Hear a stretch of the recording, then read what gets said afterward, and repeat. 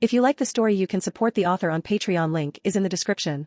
Chapter 26, Chapter 15, Morning Talk and Enchantment. I dodge a knife flying toward my face, the guards around me and my opponent cheering at our admittedly low-level fight. Thorfinn clicks his tongue and goes to strike me with his sword, but I am getting better and better at the subtle art of dodge. We dance around each other for another minute until I grow bored and decide to cheat a bit. I thrust my spear one-handed to distract him, and with my other hand I stealthily cast the empowering oak flesh spell Tolfdir taught me. He seems to notice it, but it is already too late, as I explode towards him and ram my full weight, which is admittedly not all that much, into him. He falls to the ground and I place my spear's tip next to his head and go to help him get up. You cheated. He seems more irritated at the fact he lost instead of at my use of magic. Is it really cheating to use all your skills in battle? I say teasingly as I hold out my hand. He shakes his head and grabs it. The guards disperse and the captain approaches us and gives us a subdued clap. Good fight, lads. Thorfinn, you need to be more decisive. I know you don't want to take too many risks, but if you don't press your enemy you won't be able to use any opportunity you make, as you have seen. The young man nods. As for you, Revine, I get that you are a mage and all, but you are here for combat training, and you also seem a bit too passive for my liking. I shrug my shoulders. True, but it's not like I am wearing armor and I would have to cast that spell anyways if I ever wanted to get close to anyone in a straight fight. He snorts, and the fact that the defensive spell also boosts your strength has nothing to do with it. Ah, of course he would know. He shakes his head. In any case, it is good to get experience fighting mages. Besides, bandits, crazy necromancers and the like are the usual pests we have to deal with. One has to wonder if they are coming out of the woodworks these days. I scratch my chin for a bit and say, well, there are those necromancer cults that seem to be literally everywhere except the east of Tamriel. Thorfinn interrupts, and why not the east? I hum and say the hist that the Argonians worship, or are a part of depending on your sources, is very controlling. To the point that they counter-invaded the Daedra during the Oblivion Crisis, so any necromancers would probably get slaughtered quickly. They both nod at this, as it is widely known that Black Marsh kicked massive amounts of Daedric ass during the invasion. When it comes to Morrowind, we practice ancestral worship quite literally, so raising the dead is quite sacrilegious. There are Eswits that do it still, but they are usually visited by a rather well-equipped lynch mob. The young Nord still seems a bit confused. Don't most peoples worship their ancestors in some ways? They do, but not at the same level as the Dunmer. We all have shrines in our homes from which we can summon our ancestors for guidance. They can't stay long or they go mad, but still we hold our dead in the greatest regards. Isn't that just necromancy though? He asks in a careful voice. I wave him off. Not really, since the ancestors are willing, and it is a religious practice of honoring the dead instead of abusing them. Hjalmar interrupts our conversation while listening about our neighbors' traditions is riveting and all. I do have a job to do, see you lads tomorrow. And walks away. The two of us sit in silence for a bit until I speak up. You should learn some low-level spells, you know, might save your life in the future. He clicks his tongue and says sarcastically, oh yeah, with all the money I have saved up. I roll my eyes. I was just going to show you a couple and give you the instructions, but if you are going to be a little bitch about it, sure, I'll just keep my wizardly secrets. He gets up abruptly and gives me a light glare. Who are you calling a little bitch, hey? I also get my ass off the ground and summon my saber and grin while saying challengingly, what are you going to do about it, little bitch? He gets pissed and we start another spar. Since we have enchantment in the evening, I chose to do my daily mana grind, as I started calling it, earlier this time. The channeling of magicka through my body is becoming easier and easier. This does help with using it more efficiently, but it is also slowing down my progress. I feel like I can boost my reserves quite a bit still, but there will come a point when using this technique will become pointless. My third eye seems to be sucking up more and more. I really hope that there will be a benefit to this later. Urug did say that everyone modifies the process as they practice it. I will have to do some reading later. A bit later, as I meditated on the word of power for fire, my thoughts drifted to a recent change I seem to have developed. Since I first started practicing the Thursday I have started enjoying open spaces and the feeling of the wind against my skin more and more. My guess is that the blessing of Kine is more literal than what I originally thought, might help me with aeromancy when I started out, so I don't mind it one bit. As we all funnel into the hall of lecturing, we are greeted by a bald imperial man of average height. He looks us over and notes something down on a parchment. He talks in a very gravely old voice, like you would imagine a lifelong heavy smoker having "Good evening, apprentices, I am Sergius Turianus, the master of the art of enchantment." He then asks if anyone present has experience in enchanting, and we all answer one by one. Me and most of the others are capable of identifying modern enchantments, but only Yggdrasil and Marwyn have actually enchanted something. The master nods slowly and says the two of you will help your colleagues out for this lesson. What I am going to be teaching you today is the basics of the enchantment process. I have found that the best way to get the first lesson through into the thick head of youngsters is some practical experience. The main two ways in which enchanting has been done for the past millennia are the more basic rune carving. Carving runes onto objects allows the user of said object to channel magicka into it to produce an effect, like say a warrior's sword launching an arc of fire. The more powerful way of enchanting is through the use of soul gems alongside rune carving or stitching runes in the case of clothing. By using a soul gem, the artifact produces its own power, and can even be used to boost the wearer instead of the other way around. What you will learn today is how to enchant a basic magicka absorption power onto a necklace. What you need to do is carve the provided matrix onto the round surface of the jewelry and then crush the soul gem provided while channeling its power into the item. And almost as if on demand, a silver necklace, some carving tools, and a common soul gem appear on our tables, alongside a diagram drawn very precisely on a parchment. As we all get to work, I take some time to look at the diagram and its design. It seems to be written in the general arcane script and is made of the words essentially explaining how the absorption process works, organized in a circular fashion, some of them repeating at multiple points. I take my time slowly and carefully chiseling away at the necklace, coming to the realization that this is actually quite relaxing. The others seem to disagree as I see people straight up break the necklace by swinging too hard. Poor boar seems to panic, but the master reassures him that they are easily replaced, and does exactly that by summoning a new one. It takes nearly an entire hour for it, but I finally get it done. Sergius notices this and nods in approval. Good, there are some minor misalignments, but the enchantment will still work. Now use the soul gem. I nod and slowly crush the surprisingly soft gem above the necklace. Grabbing the energy it releases with my magicka is hard at first, but my unique perception helps me keep most of it contained as I channel it into the necklace. Sergius once more notices this. Good, excellent.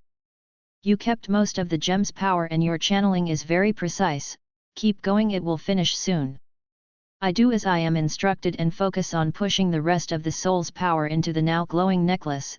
Soon an ethereal sound is heard and the enchantment settles.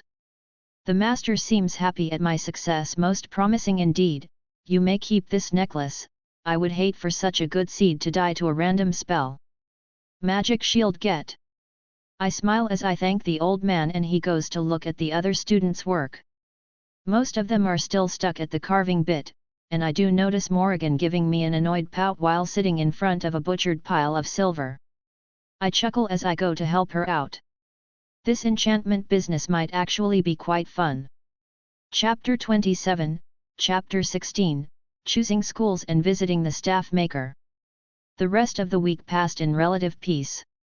I would visit the guardhouse in the mornings and work my ass off. Thankfully I could already feel some results. Abusing restoration to speed up training was apparently a thing and there were very few drawbacks. I also managed to get the reason why Thorfinn seemed to be constantly pissed. Apparently, his father, who was also a guard, got ambushed by a group of pirates he was trying to negotiate with, and now the kid feels powerless to take revenge.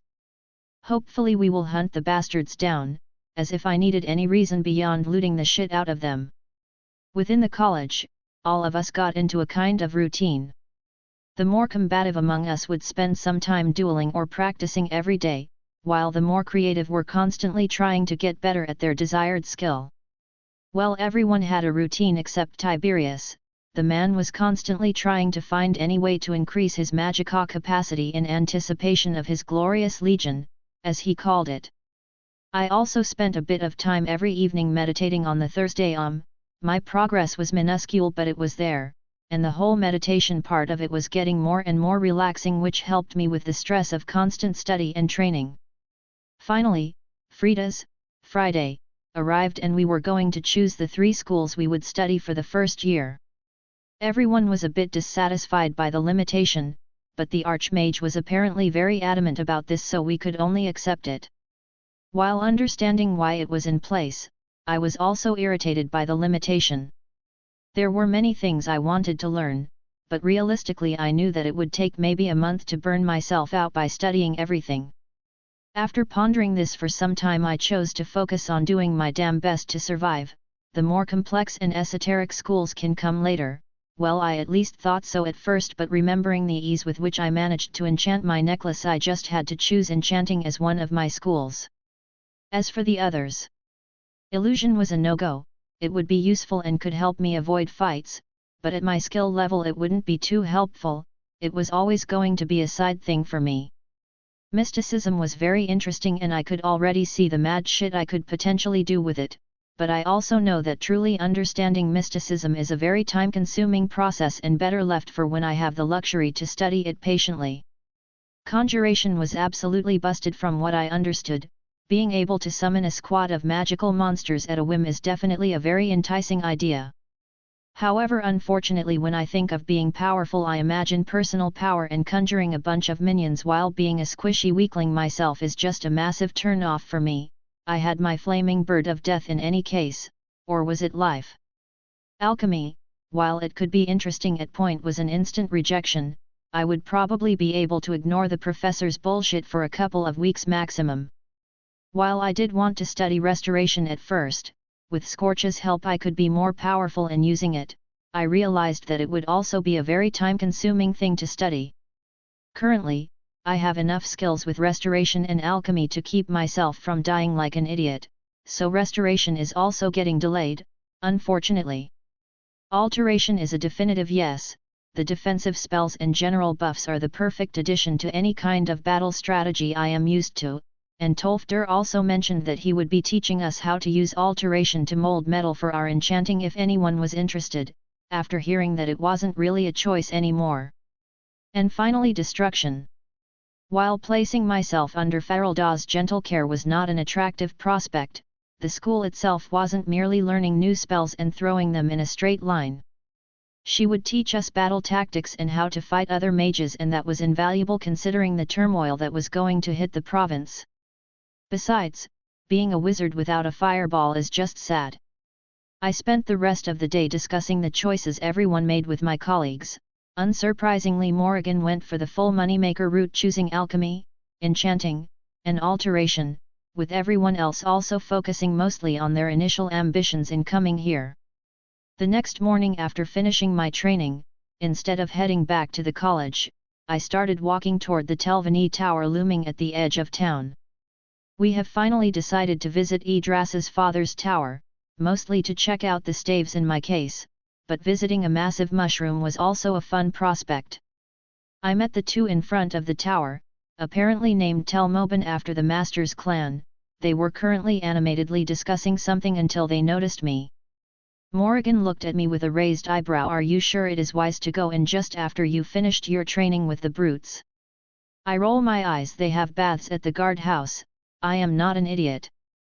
Yggdrasil interrupts us, hoping to stop a potential bickering match. "While my father has been informed of our visit, he will most likely not bother with us for too much."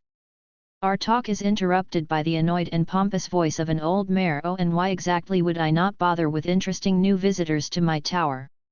Yggdrasil's eye twitches, but she hides it very quickly.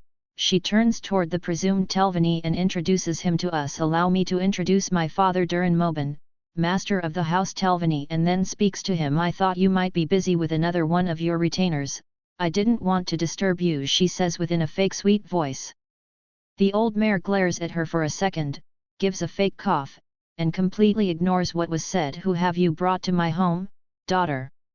She shakes her head and starts introducing us. "This is Morrigan, a rich woman. Apparently she didn't like the living arrangements and decided to leave." Said young woman looks very irritated by her story being spread randomly but says nothing except a subdued greetings to the master of the tower. The old wizard looks at her with interest. "Oh, how very intriguing. If you have some time later I would love to learn more about the Reach mages. What do they call them? Ah yes, the hags. Or something." Morrigan seems somewhat unwilling, but not being an idiot, she agrees rather quickly. Yggdrasil then turns to me. "This is Revine, another of my colleagues. He seems to be the most talented among us new students. I even heard some teachers praising him when they thought we weren't listening." I interrupt with a raised eyebrow. "This is the first time I've heard of this." Yggdrasil giggles. "Well, of course, you spend every waking moment doing some kind of training or study." I scratch my cheek. "I do, don't I?" and turn toward the Telvanni master giving a slight bow. "It is an honor to meet you, Sarjo, noble sir." He seems very satisfied by my proper conduct. "Quite, it is good to see more young Dunmer seeking true power. Far too many spend their days on lesser pursuits these days." The last bit is said while giving his daughter a light glare. "Well, we did lose most of our farm tools in the recent years," I say jokingly, trying to diffuse any potential family drama. He chuckles for a bit indeed and then waves us toward the tower. "Follow me inside, I will have a meal prepared and we can discuss a bit about your studies." Yggdrasil seems surprised by how welcoming her father is but still follows along. We are shown to a dining room at the bottom of the tower. Duren quickly orders one of his retainers to get a meal ready and we all take our seats. We spend most of the afternoon partaking of some imported kwama dishes and talking about our studies. At my mention of my apparent enchanting talent, Duren interrupts me with a glint in his eye. "When you are done with your initial studies, you can visit me for a lesson or two in staff making." Before I can answer I am interrupted by a telepathic message. "Naturally there is a price for this. You will do your damnedest to keep my daughter from getting herself killed on one of your college's idiotic outings." I ponder for an entire half of a second before nodding. "I would be honored, Sarjo." There might be tension between them, but he is still her father. He hums for a bit and gets back to listening to Morrigan complain about the alchemy master. Later on we are shown around the nearby staff shop that Duren owns. The staves are pricey but their effects are many and powerful. Having spied one I like, I decide to save up for it in the coming months. Our little group leaves the tower in the evening, all of us mentally exhausted for different reasons. While listening to Morrigan complain about the 300 inane questions about hag ravens she had to answer, I call out Scorch to my shoulder and start scratching his head while pondering the coming trials. Chapter 28, Chapter I, The Passage of Time. After the visit to the Telvanni wizard, Riven settled into a monotonous if exhausting rhythm. Most mornings were filled with grueling exercises alongside sword and spear drills, making his arms feel like they were on fire. It was not without its rewards, however. Revine no longer looked like the usual elven mage twig, but now sported a lean yet muscular build. He also realized he prefers the spear to the sword, the longer range being far more comfortable to his mage mindset, thus he focused a lot more of his time on mastering it. His reputation among the guards also rose, as they expected him to give up after a couple of days of training, his perseverance having impressed them. After the morning fun and a good meal, the classes would begin. Thankfully the schedule was very relaxed, with him usually only having one lecture a day, even if they all lasted for hours. From his enchantment lessons, he learned how to carve runes into different metals with more precision, and also a trick to add runes to clothing without the tedious stitching. He did have to learn how to manipulate souls so he can use the gems better, which helped his mysticism along. As his first task for the college, he aided the enchantment master with preparing a shipment of swords for the Solitude Legionary garrison. The pay was very lucrative, so he splurged a bit and bought a full padded armor and chain shirt to go with his robes. Tolfdir taught him how to better use alteration to directly empower himself, as well as a more powerful ward and telekinesis spell, and as he promised he showed a technique to shape metal using magic. When Revine asked why this method was not as widespread, the old alteration master explained that while it can be used to shape the metal, it was only really useful for jewelry due to the forging process being necessary to make the metal useful for making weapons or armor. Revine also asked about the transmutation spell, but Tolfdir said that while he did know it, he would keep it to himself until the young students proved themselves responsible enough not to abuse it. Morrigan, who was also present for the alteration lessons, got pissed at this, but Tolfdir merely explained that this was the exact reason why he refused them. After some time, they were also taught the Wind Ward spell that should be of use against archers. The destruction lessons made him yearn for his morning physical training. Each time Farelda would force him to push his Magicka reserve to its breaking point, and when she was done with it she would drill combat tactics and spell-casting techniques into his head. Revine almost regretted signing up for this, but he knew he was growing in skill and power, so he grit his teeth and bore it. He did make great progress in his destruction skill, reaching the low adept level upon throwing his first proper fireball. Scorch seemed a bit put off that his gimmick was now obsolete, but he also seemed to be growing a bit in the past months, so it wasn't all that much of a bother. Revine decided to take some focus from his pyromania and try and master some lightning magic, as its projectiles were far faster, if a bit weaker. The lightning bolt and greater sparks soon joined his repertoire of spells. Naturally, as any man of culture, as soon as he got his sparks to a sufficient level, he found himself screaming about unlimited power while torturing a poor practice target. Even Scorch looked at him weirdly for a time after that scene. He didn't simply let his restoration training lag behind either. While he couldn't really get more complex spells, he did practice his usual healing and got it to work faster. The Arcane Ascension technique seemed to reach a limit for a time, no longer improving his Magicka reserve, but his third eye was still devouring a lot of Magicka, so he kept at it. After 3 months of this, his head started itching like mad and he felt like a barrier has been broken when it comes to his bloodline. He now seemed to be able to predict the movement of others by half a second.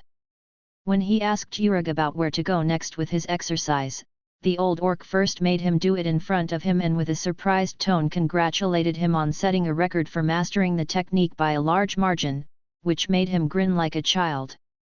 The gruff librarian then explained that he needed to let the new power settle in before adding elementally charged Magicka to the process. When asked about how long the settling would take, he answered that it should be at least half a year. Meditating on the Thursday also seemed to slow down after the initial push.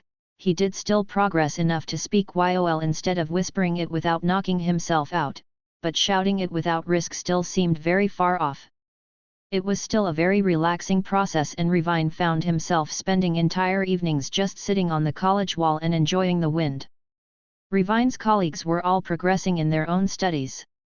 The Nord twins would join him during battle mage training, and after finding out about him learning from the guards, they also decided to do it. Marwyn was spending more and more of his time studying the soul, and when he thought he wasn't being watched, he read up on dark rituals. Thankfully, he still seemed to hold his passion for enchantment and was progressing there as well. Morrigan was going completely wild with how much she learned about alchemy. The madwoman even caught the eye of the alchemy master, who started teaching her with more attention whenever he wasn't higher than the Red Mountain. Yggdrasil seemed to be satisfied with merely being a passable student, only really getting interested when altering people through restoration or alteration was the topic. When that was the case, she would excel. Finally, Tiberius continued on with his single-minded focus on conjuration, and surprising everyone, actually made a contract with a group of 3 scamps. The little Didra were not powerful, but they could use pyromancy at a low level. In his gleeful mood, he challenged Revine to a practice match so he could show off, but was quickly returned to Nirn from his high horse with a lightning bolt to the face. After a bit of dressing down from the Dunmer, he finally accepted he would have to actually learn how to fight. During early evening star, December, the young elf also celebrated his 17th birthday. And now, 4 months after joining the college, Revine was getting ready for his first serious outing, joined by the Nord twins. As they were waiting for the briefing, he checked his progress with a satisfied look. Name, Revine House, Dagoth. Age, 17. Race, Dunmer. Birth sign, Mage. STR, 11 dex, 12.5 vit, 14 mind, 20 mag, 210. Mage. Destruction Adept, Searing Flames, Penetrating Firebolt, Frostbite, Greater Sparks, Lightning Bolt, Fireball. Restoration Apprentice, Fast Heal, Steadfast Ward. Alteration Adept, Empowering Stone Flesh, Metal Transfiguration, Wind Ward, Mage Light, Telekinesis. Illusion Novice, Calm, Enrage. Conjuration Apprentice, Bound Weapon, Steel, Familiar Bond, Scorch. Mysticism Apprentice, Arcane Ascension, Settling, Stable Levitation, Minor Soul Manipulation. Enchantment Adept, Rune Carving, Identification, Soul Imbuing. Alchemy Apprentice, Basic Potions. Warrior. Swords Apprentice. Spears Apprentice. Thief. Stealth Novice. Traits. Fire Blood, born under the flames of the Red Mountain, you are blessed with 50% resistance and 20% damage and control toward fire. Ashen Bond. Through your bond with Scorch you attain greater control over flames and restoration, you also seem to heal just a bit quicker. Blood of Dagoth, you descend from a mad religious extremist, who nonetheless achieved a degree of godhood, providing you with a prolonged lifespan and the Third Eye trait. Awakened Third Eye, your blessed perception has been further improved through your efforts, now granting you the ability to predict the movement of others while enhancing your magic sight. Aspiring Tongue, you have taken the first step on the road of a tongue, an ancient art lost to most. Kind blesses all who follow her teachings, even if they aren't her creation. Minor Blessing of the Warrior, you seem to learn how to fight in melee a bit faster. Minor Dunmer Paragon, Dunmer will tend to have a good impression of you. Chapter 29, Chapter 2, Setting Out. The three apprentices are joined by Tolfdir after waiting for a bit. The old Nord sits down and starts reading through some documents, and after a minute or so speaks up. You three have requested to be given a task that would have you possibly engage in combat and risk your life. Are you sure you want this?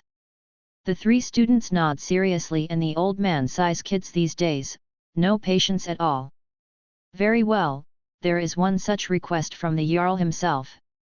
To the west of the hold, near the mountains, a couple of homesteads have been raided by unknown attackers. They took no loot except some tools, but the most concerning part is that there were no bodies found and there are indications that prisoners were taken. He takes a moment to look at them for any sign of hesitation but is disappointed. You are to join the group of 12 guards that are being sent to investigate. They were going to go on their own, but after some advice from the court wizard, and confirmation from Master Shalazar, it was decided that some mage support would be needed. Your mission is to investigate the disappearance and if possible recover the prisoners. Naturally any perpetrators are to be put to the sword. He says the final part with surprising harshness. The reward for this request is 500 septims each, alongside a public commendation from the Jarl if you manage to recover the victims alive. The Nord twins seem excited to help their people, probably hoping to prove to themselves and other Nords that mages can be a force for good. Revine on the other hand is currently stuck brainstorming the possibilities.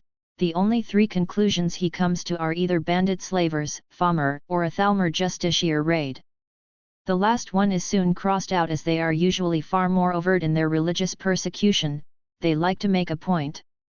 He scratches his chin for a bit, noticing a bit of stubble there with some surprise, before he speaks up. The only two realistic possibilities I can think of are either bandits or Falmer. The twins seem surprised by the latter, but Tolfdir takes it more seriously. And what makes you think that Falmer might be involved? Think about it.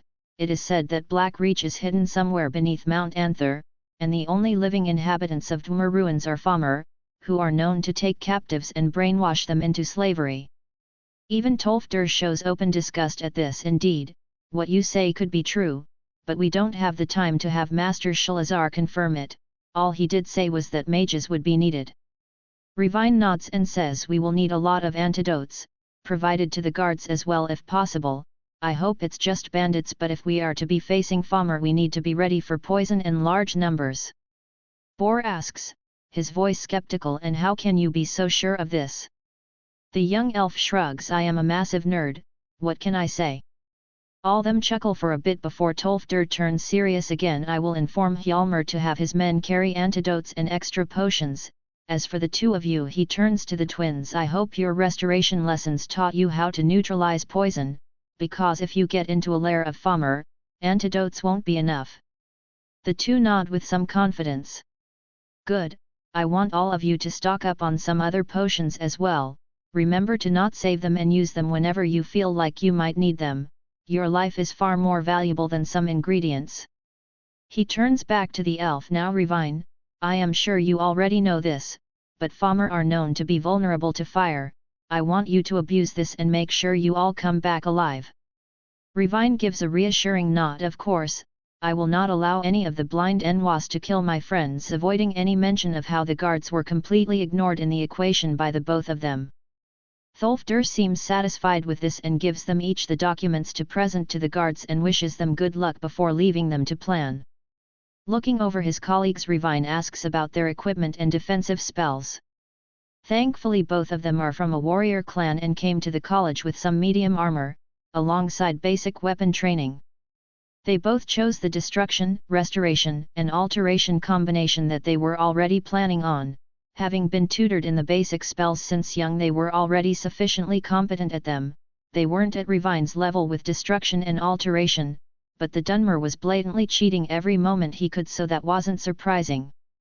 They spend a good hour strategizing and reminding each other of what they needed to take with them. All three scrounged up some money to have Revine enchant a poison resistance ring for all of them.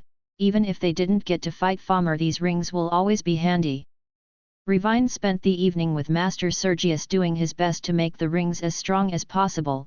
The enchantment teacher seemed very worried that the young mayor was risking his life for no good reason as he saw it, but Revine would not relent and the old man could only sigh and wish him luck. The next morning they all said their goodbyes to the rest of their group, with Revine having to deal with an annoyed Morrigan complaining about him running off to save the poor children once more, but it was more of a routine at this point for the both of them. He packed quite heavily, with multiple healing, stamina and magicka potions, and an entire bottle of potent antidote, alongside some cold resistance potions. Remembering the trip to Winterhold still made him shiver. He thanked every god he could think of for the enchanted robes he got. On their way to the Jarl's Keep he also bought a steel-tipped spear that matched his height. The smith that sold it even wished him luck and gave him a discount. Apparently rumors spread here as fast as they do in Whiterun. The group of young mages soon found themselves joining a group of guards in full heavy armor readying themselves to move out.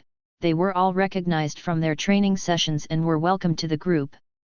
Hjalmar soon joined them and inspected their documents. After a bit of questioning and checking if they were prepared, he pointed them to the short senior guard that was to lead the expedition, whose name was Thorgrim. The gruff old Nord was polite enough and had them all fall into formation with the rest. Not long after, they left the walls of Winterhold behind. Chapter 30, Chapter 3, March and Investigation. The morning the company of guards and mages set out was thankfully a relatively warm one. The snow was as always annoying to walk on, but at least they weren't getting facefuls of it. Early into the march, some of the guards removed their helmets and Revine was surprised to see that Thorfinn was among them.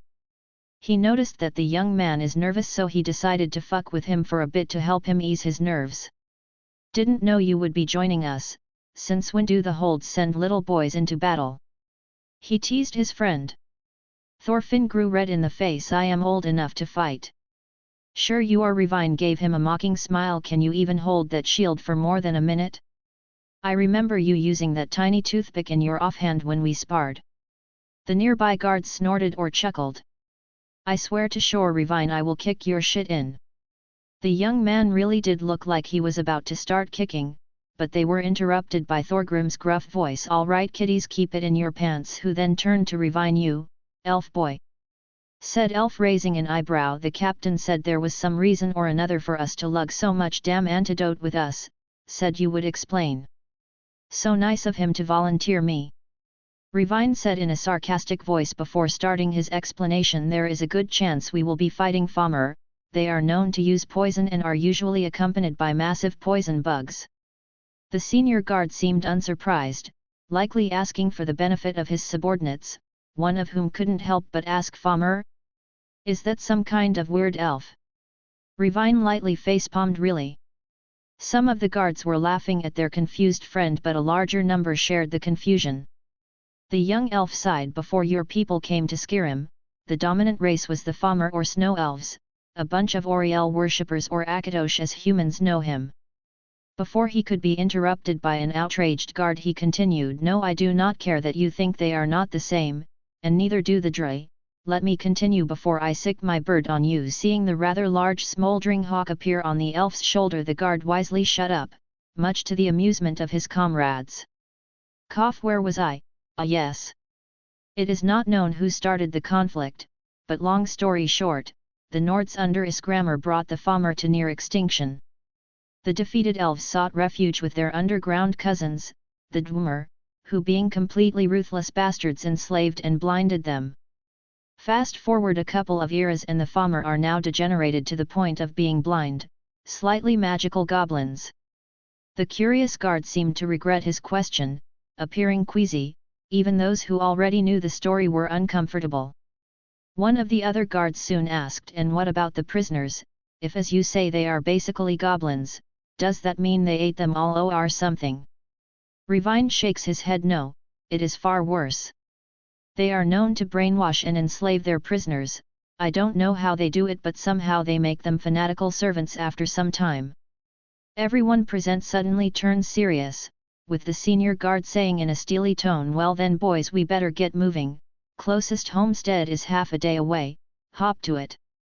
They make good time and are quickly greeted by the sight of an empty cluster of Nordic longhouses. Thorgrim speaks up, "All right lads, I want all of you to look for clues. The attack happened 2 days ago, so there might still be tracks." Everyone spreads out, but Revine stops his two colleagues. "You think you wolves could sniff out the attackers and catch their tracks?" Boar thinks for a moment and answers, "Well, they could, but we would need something with a strong smell for them to follow." The elf nods. "I'll inform the captain." It took them most of the afternoon, visiting 4 different empty homesteads. Every group of homes they visited made the guards either disheartened or vengeful. No one made any jokes anymore, and the march felt more like a funeral, whose funeral was yet to be seen.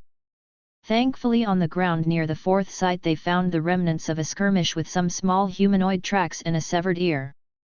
Revine sighed as his suspicions were confirmed. "Yup, that is definitely a Falmer ear." Everyone turned serious at this and started preparing, spreading potions and antidotes around and securing their armor.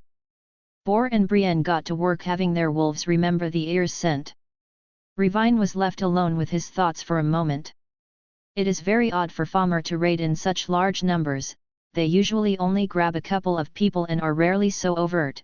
Are they just growing more bold, or is there a greater reasoning behind the attack? Shaking his head and accepting that there is only one way to find out, he sent Scorch to scout around in case of predators or other annoyances. It wouldn't do for them to never reach the Falmer after all. Following the wolves for a couple of hours, they found an icy ravine going into the side of the mountain, both of the familiars showing absolute certainty that this is where the prey went. Thorgrim had them sit down for a short rest and a very light meal. It would be pointless to die because they were all too tired and hungry from the search. Scorch soon returned and said that there were no other threats around. While the young mages, joined by Thorfinn, were huddled together and preparing mentally for what was to come. Revine snuck an extra ring of poison resistance he made to the young Nord guard and told him to put it on under his gauntlets. The young man was about to protest, but thankfully Thorgrim ordered everyone to get ready, so he shut up and put the ring on. After following the ravine for a bit, they were met with a cave. Small Falmer effigies were erected on the sides of the entrance. The atmosphere turned ominous and everyone steeled themselves. Soon they plunged into the darkness, the mages casting light spells and guards readying their shields. Everyone knew this was not going to be easy. Chapter 31, Chapter 4, Extermination, Part 1. As the group entered the cavern, they were hit with a rather disgusting smell. A mix of blood, excrement and whatever else could be felt even at the entrance. This will certainly fuck with our morale the longer we go on, thought Revine as he focused on getting used to the smell by forcing himself to breathe through his nose. Thorgrim, leading the group from the front, raised his hand for everyone to stop as they reached a passage, turned to the mages, and whispered, "Any one of you able to see what is in front?" Bor whispered back, "We could send our wolves, but they would be spotted quickly," with Brienne nodding along. Revine quickly added, "I can send my hawk forward, he is smaller and far less noticeable." Thorgrim nodded at him and the elf quickly summoned Scorch and sent him forward. They waited in silence for a good minute before the bird returned and unsummoned itself. "There is a large cavern filled to the brim with Falmer ahead of us, they seem to be busy eating in one large group, we could ambush them but we must be quiet, they have good hearing." Revine explained what the bird saw. The old guard nodded and asked, "Can any one of you mages get close? All of us are in heavy armor and an ambush would fail before it even begins." The twins shook their heads, they were terrible at being quiet and they knew it. He turned to Revine with a hopeful look, with the latter sighing, "I can probably get off a good initial attack, but you all need to rush in quickly after it begins or I am fucked." The Nord nodded and assured him, "We won't leave you out to dry, young man, on my honor."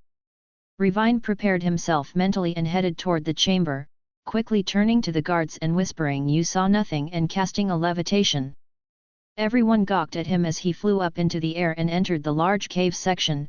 Quickly reaching the ceiling, he cast a wind ward and stone flesh combo, and prepared a fireball in each hand. Using his third eye to detect the trace of magicka all creatures possessed, he counted about 40 of the goblinoid fuckers sitting around a fire and grumbling something in an unintelligible language. One of the more ornately dressed Falmer seemed to sense something, but it was already too late as two large fireballs detonated into the group, disintegrating a couple of unfortunate targets, but killing far fewer of the fallen elves than Revine had hoped. As soon as they heard the noise, the Nords charged through the passage. Still keeping a robust formation, the twin mages started casting ice shards and shooting the more important-looking Falmer. A couple of arrows headed for Revine, who was preparing another fireball. Thankfully his foresight saved him as the wind ward spell simply flung the arrows to his side. He launched his spell into a group of archers, decimating them. Unfortunately, this was the end of his role as magical artillery. The fireball spell was powerful but far more demanding than the lower spells. He continued observing and started throwing firebolts wherever he saw a guardsman about to be overwhelmed. The fight lasted for a couple of minutes until a Falmer wearing Dwarven metal armor refitted in a Falmer style, riding a massive shrews, charged from the far entrance of the cave, leading a group of 20 more well-armored goblinoids. The leader crashed into the line of Nords, pushing a large number of them to the ground. But Revine was not idle while this was happening. His magicka reserve was drying out, so while sending Scorch to interrupt the reinforcing group for a moment, he positioned himself above the Falmer knight, and unslung his spear. Sending a prayer to his ancestors, he turned off his levitation spell while aiming the spear for the thing's neck. POV Thorfinn. A fucking cavalryman. Since when do they have cavalry? My father did tell me stories of the Falmer, but they were always said to be barely above goblins. The massive bug creature crashes into our line and we are thrown about like ragdolls. Thankfully our armor saves all of us from an instant death, but many are hurt. I see the Nord mages try and help us, but I know they won't be able to harm the thing. I steel myself and charge the bastard riding the creature, letting out a war cry. I jump up, my sword aiming to take the fucker's head, but he reacts far faster than I would expect a blind creature to do, swatting away my blade like one would a stick. His mount turns to bite my head off and I prepare to join my father in Sovngarde. When Revine of all fucking people appears above the damn things and rams his spear straight through the neck of the rider and into the head of his mount. What is it with this elf? POV, Revine. Holy shit, that was terrifying. I think as I start shaking from the adrenaline of my most recent stunt. I turned towards the reinforcing group of Falmer. Scorch blowing himself up on them did slow them down quite a bit, but I know the guards won't be able to reorganize in time. I turn toward the twins and shout, "Delay them with everything you have." They both follow my command, not daring to argue in the middle of a fight, and send their wolves to harry the incoming Falmer while moving to the front and casting frostbite with all they have. as to slow them down even further. I do not remain idle either. The guards seem to be reorganizing and taking a formation again, but it is still not enough. I summon my saber and with the last bit of my magicka I recast an empowering stone flesh and launch myself into the enemy formation. They may outnumber me but they are far weaker than my magicked up self and are already taking casualties from my Nord colleagues. I decapitate one of them and dodge a spear strike, predicting it with my new bloodline ability. Please don't tell me Dagoth was a secret Uchiha for fuck's sake, I think jokingly as I dodge another strike and repay the little fucker with a stab through the eye. The Falmer reorganized themselves and chose to simply throw themselves at me. The familiars of my friends launch themselves into the pile to delay them and I retreat, realizing that my work was done. The now back in formation Nord guardsmen charge into the enemy line and start slaughtering the distracted Falmer. This fight lasts for seconds only. General POV. Everyone gives a tired cheer as they butcher the last fallen snow elf. Before people can celebrate further, Revine immediately speaks up. Everyone check if you got even the slightest cut. The poison they use is fast acting and will kill or paralyze you. Everyone listens to him without question, which actually surprises the young Dunmer. Thorgrim, followed by Thorfinn, joins him and the old Nord asks, why do you look so surprised at? What you did to that bug rider is worthy of a song. Followed by a cheer from everyone, even the twins. Thorfinn looked at him for a couple of seconds before offering his hand and saying, you saved my life today, I will remember it. Revine, while still taking the offered warrior's handshake, shakes his head. You'd do the same for me. There are no debts among comrades, and the Nords cheer once more with Revine wincing internally from his cringe-worthy words. They all take a rest while bandaging wounds and applying antidote. The mages focus on recharging their magicka, which is far faster than it would normally be without the use of arcane ascension. Due to Scorch being able to come back quickly, it is decided that they would prolong their rest until he regenerates. The scouting will be necessary if there is more of the same waiting for them. Chapter 32, Chapter V, Extermination, Part 2. After Scorch finally regenerated, Revine sent him to scout out the path ahead. Everyone thankfully seemed to be battle-worthy. Having people being too wounded would slow them down tremendously. The Ashen Hawk returned after a couple of minutes and relayed what he saw. Long, winding tunnels, covered in traps and ambush spots. The Falmer were ready for them this time. After Revine explained the situation to the guard leader, the old man grunted in irritation. Apparently he had to fight Bosmer in the Great War and they used similar tactics. Even after taking a good minute to think of any better ideas, it was decided that they would just have to slog through prepared enemy positions. No one liked it, but if they got to save the prisoners it would be worth it. They moved with caution, noticing and disarming a claw trap every now and then. Soon they started to get ambushed by lone Falmer archers, but with Revine casting wind wards on the guards in front of him and the Falmer being blind, they were quickly taken out by the twins, or by Scorch ripping out their throats. This continued for almost an hour. Just when they would relax, a new ambusher would attack them, making everyone stuck in a state of constant tension.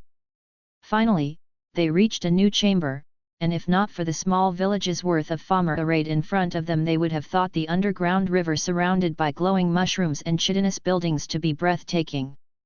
On the far side of the large cavern, Revine spied a fenced-off area where a bunch of Nords of all ages were tied up. Thankfully the Falmer were too dumb to use hostages in this situation, or maybe they underestimated their attackers. The Nords were stunned by the sheer number of enemies facing them, over 100 Falmer. Seemingly the entire remaining population of the cavern stood in a haphazard formation, with what looked like a mage standing in front of them, wielding a staff made of shriss parts. Speaking of the disgusting giant bugs, there were 3 of them at the side of the formation, thankfully not as large as the one they faced already, and with no riders this time. Thorgrim quickly analyzed the situation and decided that the only way to victory is for the guards to be the anvil to the mage's hammer. The guard made a shield wall with the twins taking positions behind them. Revine's task, however, was to face the enemy wizard and stop it from destroying the Nord's formation. The two sides stared each other down, no one willing to make the first move. that is until Revine decided to not let his comrades get mentally exhausted by the stare down and launched a lightning bolt at the enemy mage with all his might. The creature was unable to react in time and a large chunk of its magicka got burned out by the Dunmer's spell. The other Falmer, enraged by this, charged the Nords in an unorganized fashion. It appeared that most of the warriors of this settlement were stationed at the beginning of the cavern, seeing as these lacked proper armor or weapons. The lines crashed into each other, but thankfully the Shris were blocked by their foolish owners and were unable to cause much damage. The Falmer mage focused on Revine and started throwing ice shards with great speed, forcing him to start casting wards to not get his brain splattered on the ground. It even managed to nick him in the leg, but it was negligible. The back and forth continued for what felt like an hour but was really less than a minute. Changing his tactics from purely defensive, Revine started throwing in lightning bolts and fire bolts, landing a few hits that the blind fucker across the field failed to notice. After the prolonged exchange of spells, the creature's magicka reserve was draining far quicker than Revine's, and it showed as it started throwing fewer and fewer spells out. In a last attempt to end him, the Falmer raised its staff and launched a concentrated beam of lightning at the elf, but predicting the attack and not being a complete idiot, Revine threw himself to the side and finished the Falmer mage with a firebolt to the face. Turning back to the battle, he realized that it was not going too well. Dozens of Falmer were dead, but so were 3 of the guardsmen. The twins seemed to hold their own quite well, summoning maces in one hand and casting frostbite in the other. Thorfinn was going on a rampage, slaying multiple Falmer swarming him, but he was growing tired. Thorgrim was smashing things left and right, not slowing down for even a moment. But it was not sustainable, the guards would lose out. Revine aimed where the enemy was most bunched up and started throwing fireballs and downing magicka potions in quick succession. Each couple of fireballs was followed by Ray-Even downing a magicka potion. This went on until he ran out of supplies and noticed that there were still too many of the damn Falmer. 2 more guardsmen fell to the onslaught, which was now finally joined by the Shris beasts waddling over the corpses of their masters. Understanding that there was no other way out, Revine calmed himself and breathed slowly. There would be consequences for this, but it had to be done. He quickly positioned himself to the side of the formation so as to not hurt his comrades with what he was about to do. After a second of centering himself, he breathed in a large breath of the putrid cavern air and focused his very essence into a shout. YOL! The world itself seemed to be set aflame for but a flickering moment, and a gust of fire far more potent than any spell he may cast left his mouth. All of the Shris and a good number of the remaining Falmer were instantly disintegrated by the dragon flame that hit them. The rest were burned and quickly dispatched by the momentarily stunned guardsmen. Revine's throat burned and he felt as if his very soul ached. Scorch quickly desummoned himself after ripping another Falmer's throat out and immediately got to trying to help his master heal. The last thing that the young elf saw before he lost consciousness was the dumbfounded faces of the Nords and the twins rushing toward him, healing spells already prepared. Chapter 33, Chapter 6, Aftermath. Revine's POV. As I opened my eyes, the feeling of heavy exhaustion assaulted me. Looking around, I appeared to be inside a tent. Outside I could hear a lot of people talking, alongside loudly rushing water. Getting up was absolute torture, and just as I thought I was ready to step out, a feeling of nausea hit me and I doubled over, throwing up coagulated blood and the disgusting remnants of the potions I drank. I hear someone get inside the tent and am suddenly grabbed by a pair of hands. Bor looks me over for a second and starts casting healing, focusing mostly on my throat. As he is doing that, he speaks up. I didn't know you actually managed to learn the Thursday we kept joking how you were wasting your time. I go to respond, but all I get is another wave of pain and nausea. He signals me to stop. You fucked your throat up pretty bad. It isn't getting fixed without the help of a master. Thankfully you only seem to be extremely exhausted and not dying. I shake my head and mouth the words so Nords can learn something useful. Hey. He rolls his eyes, gives me the finger, and then offers me a water skin which I greedily drink from. While I am drinking like a man that just escaped the desert, he explains the situation. Apparently, there is an entrance at the far end of the cave leading into some kind of Dwemer ruin, presumably overrun by either Animanculi or Falmer. All of the surviving prisoners have been rounded up already and the guards are discussing how to proceed. I nod along as he explains and show that I am no longer feeling like I am dying, so we step out of the tent. Outside, sitting around a couple of fires, there are about 50 Nords, both old and young. Most of them seem delirious or just very tired. The guards notice me and give me a subdued cheer. If I continue with my stunts they might name me an honorary Enwa. I snort at the thought, and win CE because snorting fucking hurts right now. Grabbing my spear from near the tent's entrance, I start slowly walking toward Thorgrim's position while using it as a crutch. Even walking hurts at the moment, but thankfully my magicka seems to be doing just fine. It is a bit erratic, but that is to be expected after using destruction for long periods of time. Thorgrim greets me with some respect in his eyes. Didn't know the greybeards recruited outsiders these days. I shake my head and go to respond, but Bor interrupts me by tapping me on the back and laughing a bit. He ain't no greybeard, old man, he is just a nerd that thought it might be cool to shout. The old Nord seems dumbfounded for a second but then just sighs and shakes his head. In any case, we lost 5 of ours and 3 are too cut up to do anything. Can you continue on? He asks with visible hope in his eyes. I look at him weirdly before pulling out my notebook and writing down, why are we even continuing on? Didn't we already save the prisoners? He shakes his head. We did, but we also saw a bunch of the blind fuckers spying on us from the far entrance. Leaving them there is just asking to get raided again. Now can you fight or not? I explain that while I can use my magic, even running is painful at the moment. He breathes out. All right, I can work with that.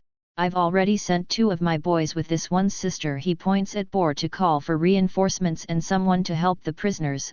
We had to use quite a bit of our antidote on them. Didn't want whatever the Falmer were using in their systems for longer than needed. They should arrive in about a day, so take the time to rest up and prepare yourself. I nod and turn away to go and grab something to eat, but he interrupts me. Hey kid. I turn around and he tosses me a bottle of mead he got from wherever, which I grab with telekinesis. Good job. I smile and walk away, Bor staying behind to chat with the old man. Fortunately, we packed a lot of food for this expedition. Not so fortunately, the food fucking sucked. Dry rations and if you are lucky some nuts, but it was better than trying to eat the mushrooms, so down my horribly maimed hatch it goes.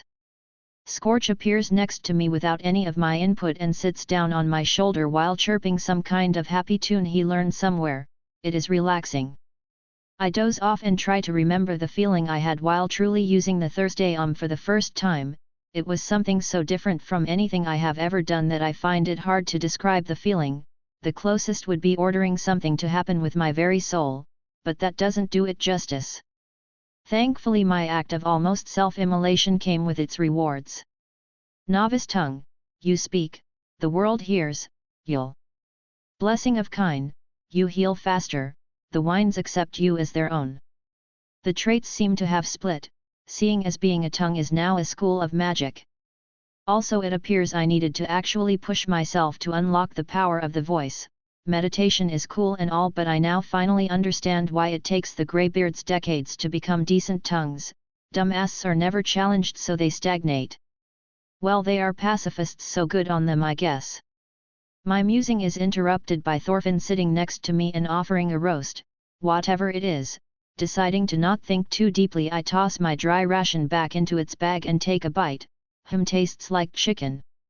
My young Nord friend breaks the silence after some time. Saved my ass again, trying to hide his lack of comfort with the idea behind a joking tone. I move as if I was laughing at him and write down, better start getting used to it, kid. We in the big leagues tend to do all the heroic deeds while you, the kids, get saved.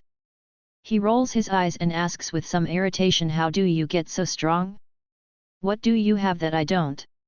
I give him the trademark Saitama deadpan look and slowly raise my hand, covering it in fire.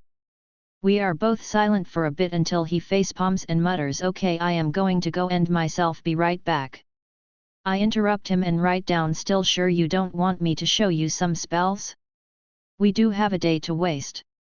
He stills for a moment, his pride warring with his desire for strength, before saying, all right, show me your ways, oh magic man.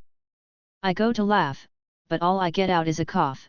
he seems worried, but I wave him off and cast fast healing on my throat, getting the pain under control. I spend a good portion of the day showing him how to channel magicka and how to make the most basic of flames. He manages to create a spark of fire which is actually quite impressive, but he seems dissatisfied. Leaving Thorfinn to practice far more than it is healthy, I go for a patrol around the camp. The guards all look at me with genuine respect now. Their mood is a mixture of triumph and sadness, but since Nords venerate a heroic death at one mention of Sovngarde, all of them cheer up. The next day I find myself feeling a bit better. I can jog a bit now, but that is about the extent of it. My voice is still fucked, however. The next day arrives without issues. Early in what I can only guess is the morning, I hear noise coming from the entrance of the cave. Sending Scorch to scout just in case, he quickly reports that there are about 20 guards coming alongside the captain himself. Finally, burning myself from the inside out is preferable to all the waiting. Chapter 34, Chapter 7, Going Deeper. Not long after, the company of guards enters the cave, followed by Brienne. We all gather up at the center of the Falmer settlement, and Thorgrim takes his time explaining the situation to Hjalmar. When he gets to the part about the final fight, the guards turn to me with astonishment. They interrupt the conversation and start asking questions, but I point at my throat and shake my head, and now they are looking even funnier. Yup, I am becoming an honorary Enwa whether I like it or not. I drift off as they start organizing the transportation of the rescued prisoners, but Brienne interrupts me and hands me a potion bottle. Master Tolfdir told me to give you this when he learned of your state. He said it would help speed up your recovery. Ah, bless that old man. I smile and nod at her before downing the potion in one swig, immediately feeling better. The potion feels like a constant but light restoration spell spreading through my entire body. She also hands me a couple of magicka potions, making me do a fake swoon which made her giggle. Not long after, the guards are done with their planning and Hjalmar walks to the side of the square where I am standing and pats my shoulder with a proud look on his face. You did good, Revine. When I heard you shouted the Falmer to death, I thought the three that told me drunk. I sigh and write down, it isn't my fault your people forgot your ancient arts to the point that anyone using them is considered a myth. He shakes his head. If it were only that simple. Before he rights himself and starts talking seriously, some of the guards will be returning alongside the prisoners to Winterhold. We don't want to leave them back at their homesteads until we are sure that they are all right and the threat has been dealt with. You could choose to go back with them and no one would say a word. I immediately shake my head and write, I would feel defeated if I left this halfway, and besides, someone needs to save your boys' asses if they get in over their heads again. He laughs happily. It's a shame you aren't a Nord. You sure would fit in with us. I look at him mock offended and he laughs again. I sigh. General POV. It takes the company some time to reorganize themselves. The wounded guards alongside some of the new arrivals leave with the liberated Nords. A group of 14 guards, Hjalmar, Thorfinn, and Thorgrim among them, alongside the three mages, start their descent into the Dwemer ruin. The gates themselves are made of the signature Dwemer metal, leading into an orderly tunnel covered by random traces of Falmer living there. They move slowly through the initial rooms, Revine warning everyone to watch for traps as the Dwemer remnants are known to be full of them. This saves a couple of guards from an untimely and very gory demise. Most of the initial rooms are empty, well empty of Falmer. There are a lot of Dwemer items that should sell for a pretty penny once they were done with their expedition. Naturally no one loots anything as it would only weigh them down going forward. It takes an entire hour of slowly inching through the abandoned halls before they meet their first adversaries, a group of Dwarven spiders, thankfully of the worker variant, that are dispatched with ease. Revine makes a note to loot them for all they are worth on their way back. Not long after, the group enters a wide chamber reminiscent of a debate hall, coming face to face with a group of a couple of dozen very surprised and very large armored Falmer. The Nords do not give their enemy a second to collect themselves, the captain of the guard casting augmentation spells on himself and charging like an enraged bull, almost turning the first Falmer he meets to paste with his mace. The rest quickly join him in the battle, spells flying from the back line showering the creatures in a mixture of fire and ice. After taking heavy losses to the surprise attack, the Falmer reorganize into a surprisingly robust formation and start a shield wall battle with the Nords, holding their own with surprising efficiency. Deciding not to let an enemy have even the slightest chance of victory, Revine once again levitates into the air and positions himself above the enemy formation, throwing fireballs into the target-rich environment. Before he can continue decimating the enemy ranks, a couple of the enemy warriors break up from the back line and point Dwarven crossbows at him. The bolts break through his wind ward but are weakened enough for his armor and stone flesh to stop them. Getting frightened by the sudden ranged attack, Revine channels his inner Palpatine and casts greater sparks from both of his hands, frying the crossbowmen inside their armor. Some of the guardsmen get wounded during the combat, but the now severely weakened Falmer aren't enough to inflict any casualties. The fighting continues for a very short while, with the flying Dunmer continuing his bombardment. After killing the last goblinated elf, and finishing off any that may have survived, the Nords spread out and set up a perimeter while the mages get to neutralizing the poison from the wounded guards and then to healing them. Confirming that there are no other enemies nearby, doing so once more using the mages' familiars, Falmer decides that they should take a break. An hour of rest and a quick meal later, they were on the prowl once again, following more winding tunnels and dispatching a couple more smaller groups of automata or the oddly large Falmer warriors. Revine's POV. Tunnel after tunnel, seriously most of them are just empty and I can't for the life of me ascertain the purpose. Are they a siege defense system? Is this why they are like this? Or did the Dwemer dig them out just to fuck with me? Deciding to stop whining like a 17-year-old, I refocus on my magic eyesight, noticing no traces of anyone or anything. I return to a thought that has been plaguing me since we entered the caves. Why are the Falmer wearing proper armor and fighting in formations? Were they misrepresented in the game, or is this an isolated incident?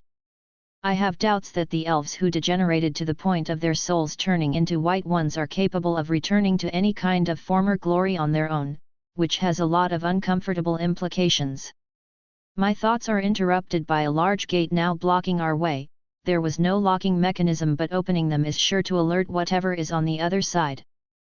Falmer signals for us to stop and casts a spell on the gate after touching it with his palm. After a couple of silent moments he turns to us. There is a very large space beyond this gate, at least the size of a small town. He turns to me. You think it could be some kind of entrance to Black Reach? I shake my head and point my finger below us. He nods. So a mine or some kind of village or camp. Then, before shaking his head and letting out a breath, well, no time like the present. He pushes the gate inwards and we are greeted with a beautiful sight. Large tree-sized glowing blue mushrooms surrounding many small Dwemer houses, 2 tiny rivers flowing from a waterfall at the edge of the cave, and a tower of stone and dwarven metal in the center of it all. As soon as I see the large building and feel the baleful and bloody aura around it mixed in with a gentle light, I know with absolute certainty that it holds the answers to all my questions about this place. Quest issued: Unearth the secret of the Falmer reward, Mag, +10, Random Dwemer schematics. Chapter 35, Chapter 8, Extermination, Part 3. At first, the town looked to be oddly empty of any Falmer. The streets were quiet and there were no guards in sight, but activating my third eye I could sense a large amount of living creatures hiding behind corners and skulking on the roofs. Just when Falmer was about to start walking in, I grab his shoulder and pull him back. He looks at me with confusion before I mouth ambush. He asks me how many and I take my time counting and sign back with my hands that it is about 5 dozen Falmer, with a couple seeming to be mounted. Falmer seems to be chastising himself for a moment but quickly refocuses, a wicked smile now on his face, and starts whispering loud enough for everyone to hear him. All right lads and lasses, the fuckers are waiting for us. They have a full ambush prepared, so I think we will respond in kind. Brienne, I want the 2 of you to focus on any archers on the roofs. I know Ol Tolfdir taught you the wind ward, so you 2 should be able to win out against them. The twins nod seriously and start preparing. Revine, I want you to harass them and stop them from acting together. You can use your flying trick, but if enemy mages start going after you, return to the ground immediately and start covering us. I also nod and start planning. As for the rest of you, you will do what you do best. I want a strong shield wall and quick kills. They are spread out right now, so if we manage to kill them quickly enough it will be us outnumbering them. As for their weird Truss cavalry, leave them to me.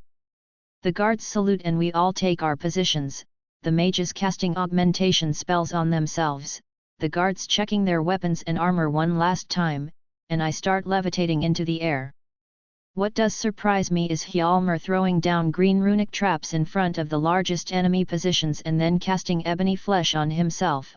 I thought he might just be an adept mage at best, but it appeared to me that I may have underestimated what an old Nordic clan can do.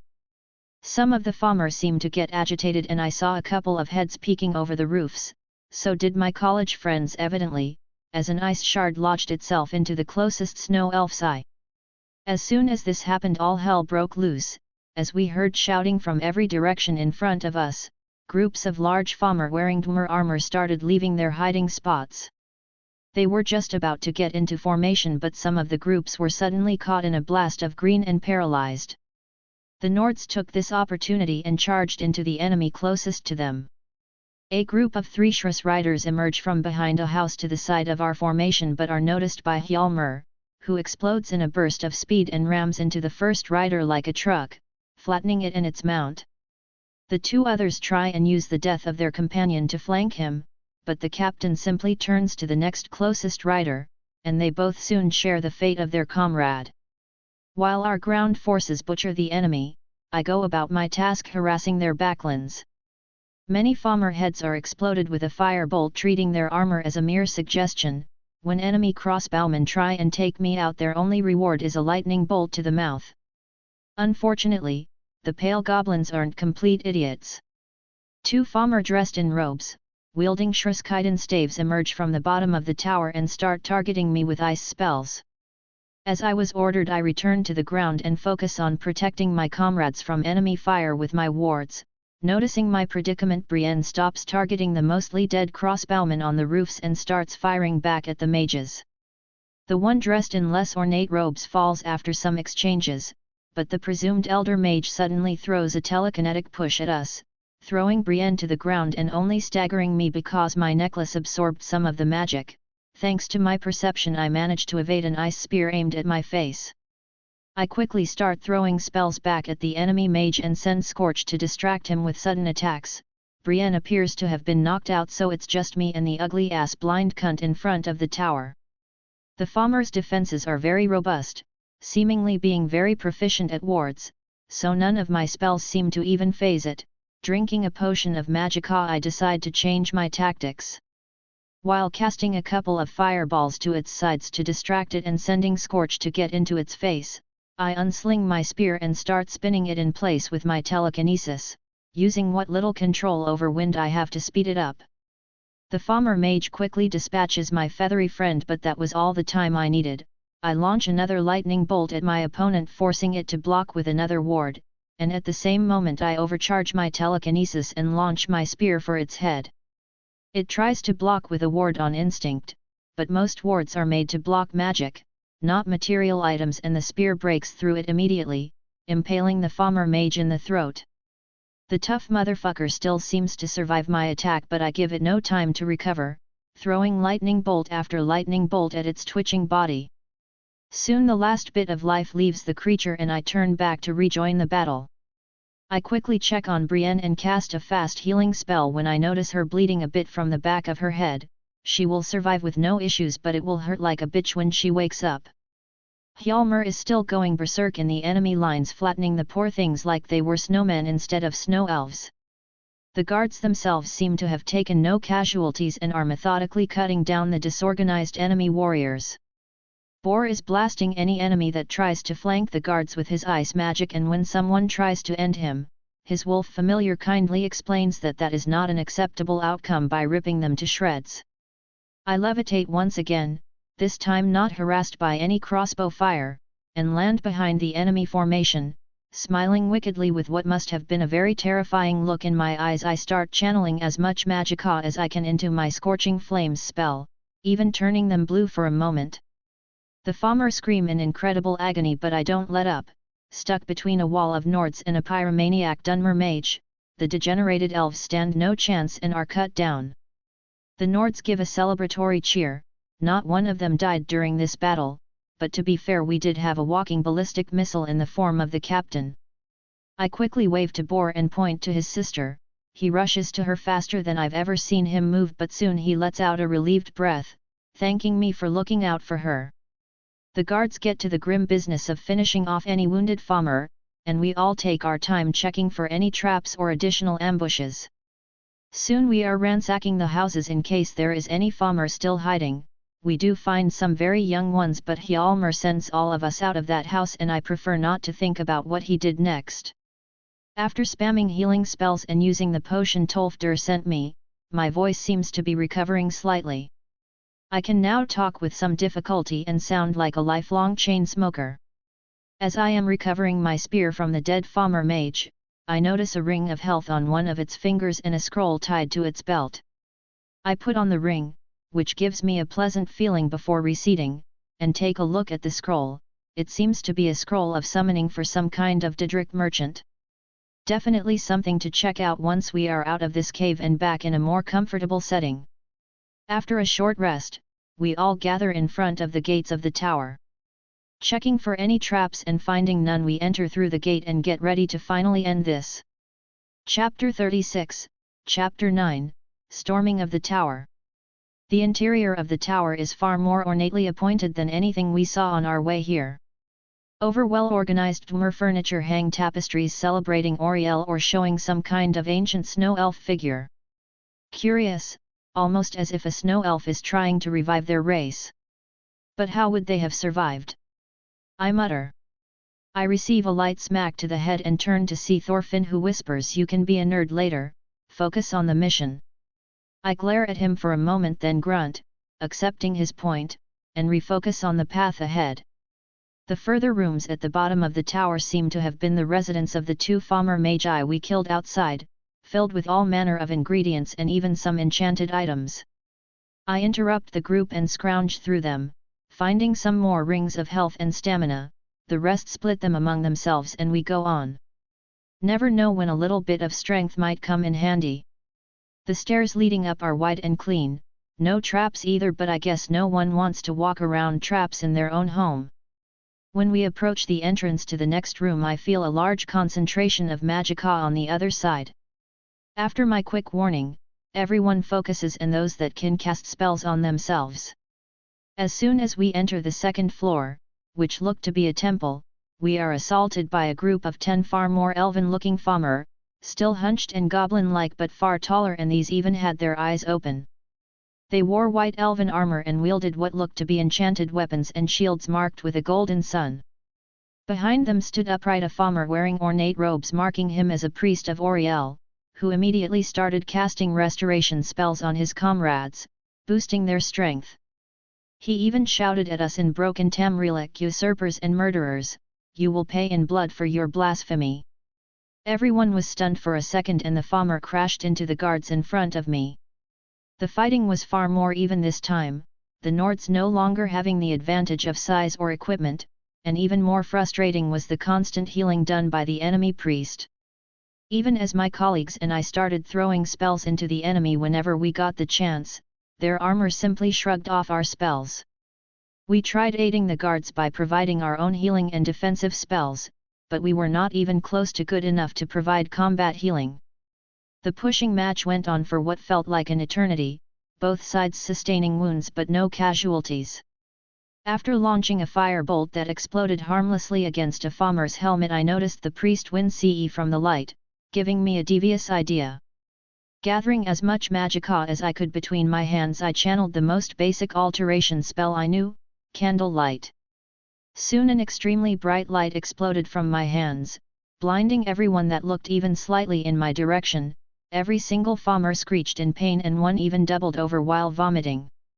Falmer, noticing the opportunity, overcharged his strengthening spell and launched himself at the priest. The demi-elf only had a fraction of a moment to understand his fate before an ebony mace rent him in half.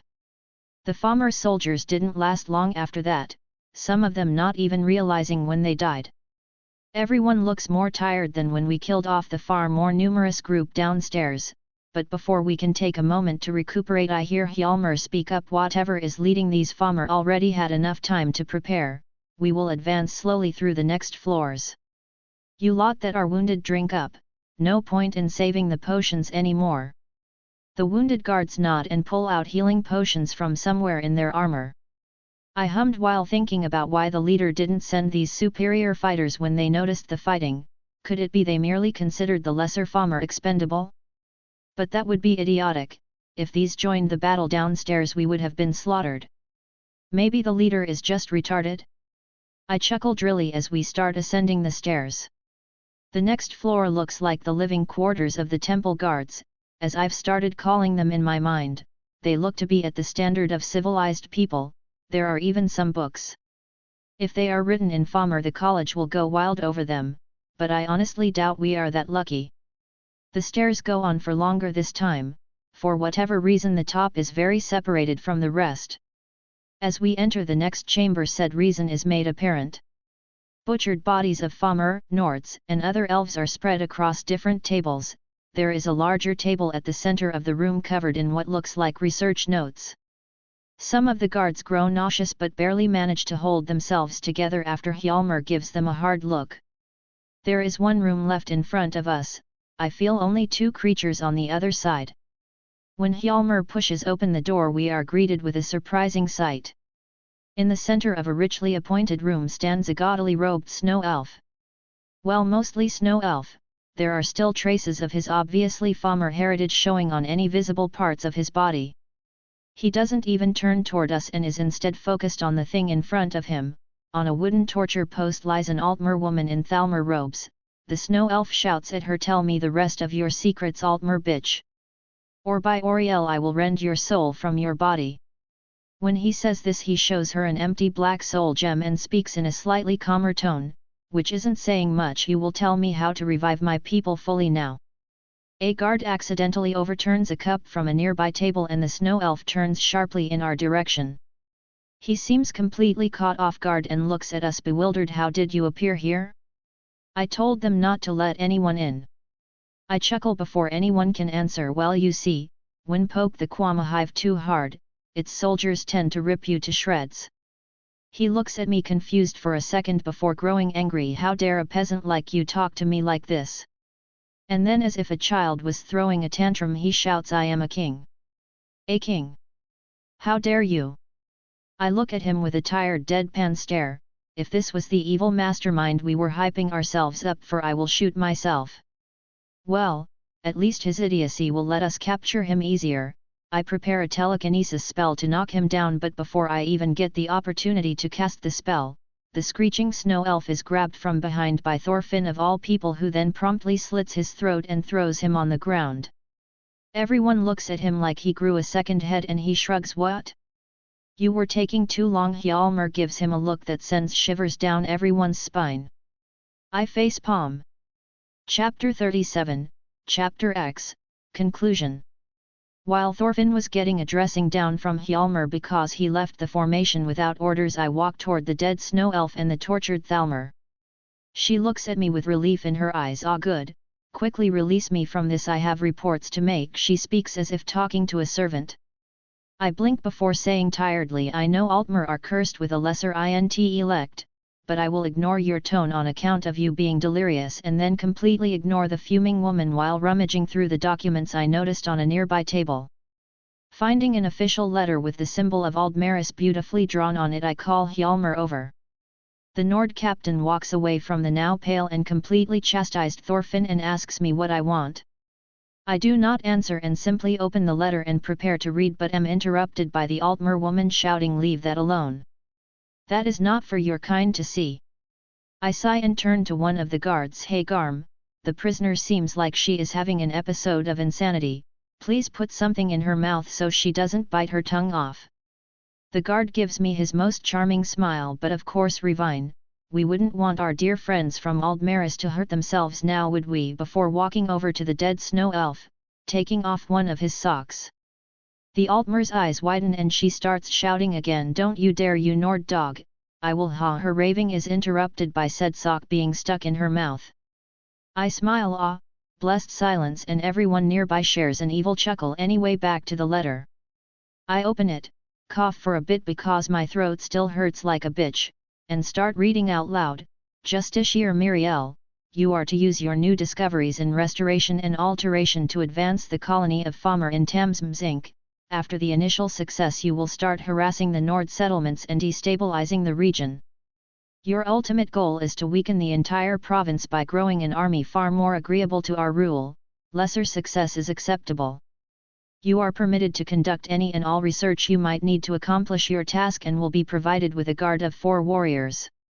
Signed, High Justiciar Finarfin. The elf woman somehow looks even more pissed than when she got a sock put in her mouth. If looks could kill, we would be facing Armageddon. The Nords all turn to her and give her a similar treatment. Falmer goes to smash her to pieces in his anger, but I stop him with a hand on his shoulder. He looks at me and asks very slowly, you aren't going to ask me to spare her, are you, Revine? I may like you, but I don't like you that much. I give him my best conspiratorial smile. Of course not, Captain, I just thought we might as well get some use out of the bitch before I walk toward the downed snow elf and pick up the black soul gem. I give her a cold look. I am guessing that someone as arrogant as you won't be willing to give us the details of your work here even if I have this. As I shake the soul gem in front of her, she looks at me with a mix of terror and unwavering defiance. I shrug carelessly and walk toward her while giving a little monologue. Sadly, the dear diplomat from Aldmaris was already cut to pieces when we arrived. There was just nothing left of her, so we as honorable people gave her a proper burial before leaving in defeat, and then with all the strength I can muster I ram the soul gem into her throat while using what little soul manipulation I can force her soul into it. The look of pure agony on her face makes me rethink what I am doing for a second, but I remind myself of what she did and continue. The feeling of filling a black soul gem is disgusting beyond any description. It is so wrong that if I did this to anyone who didn't completely deserve it, I feel I would kill myself the next day. I shudder and everyone gives me a concerned look. One guard who seems a bit slow on the uptake asks, so how are we going to explain the dead Falmer? I blink at him and burn the body to ashes. What Falmer? He tries to speak again, but Thorgrim smacks him on the shoulder. There were no Falmer here. Bor and Brienne walk up to me and the male twin speaks up with a cautious voice. You know you can't do that, Revine. It is strictly forbidden. You know where souls go when you use those things. I wave him off. Oh, shut up. I know you wanted to do it too, besides the bitch deserved it.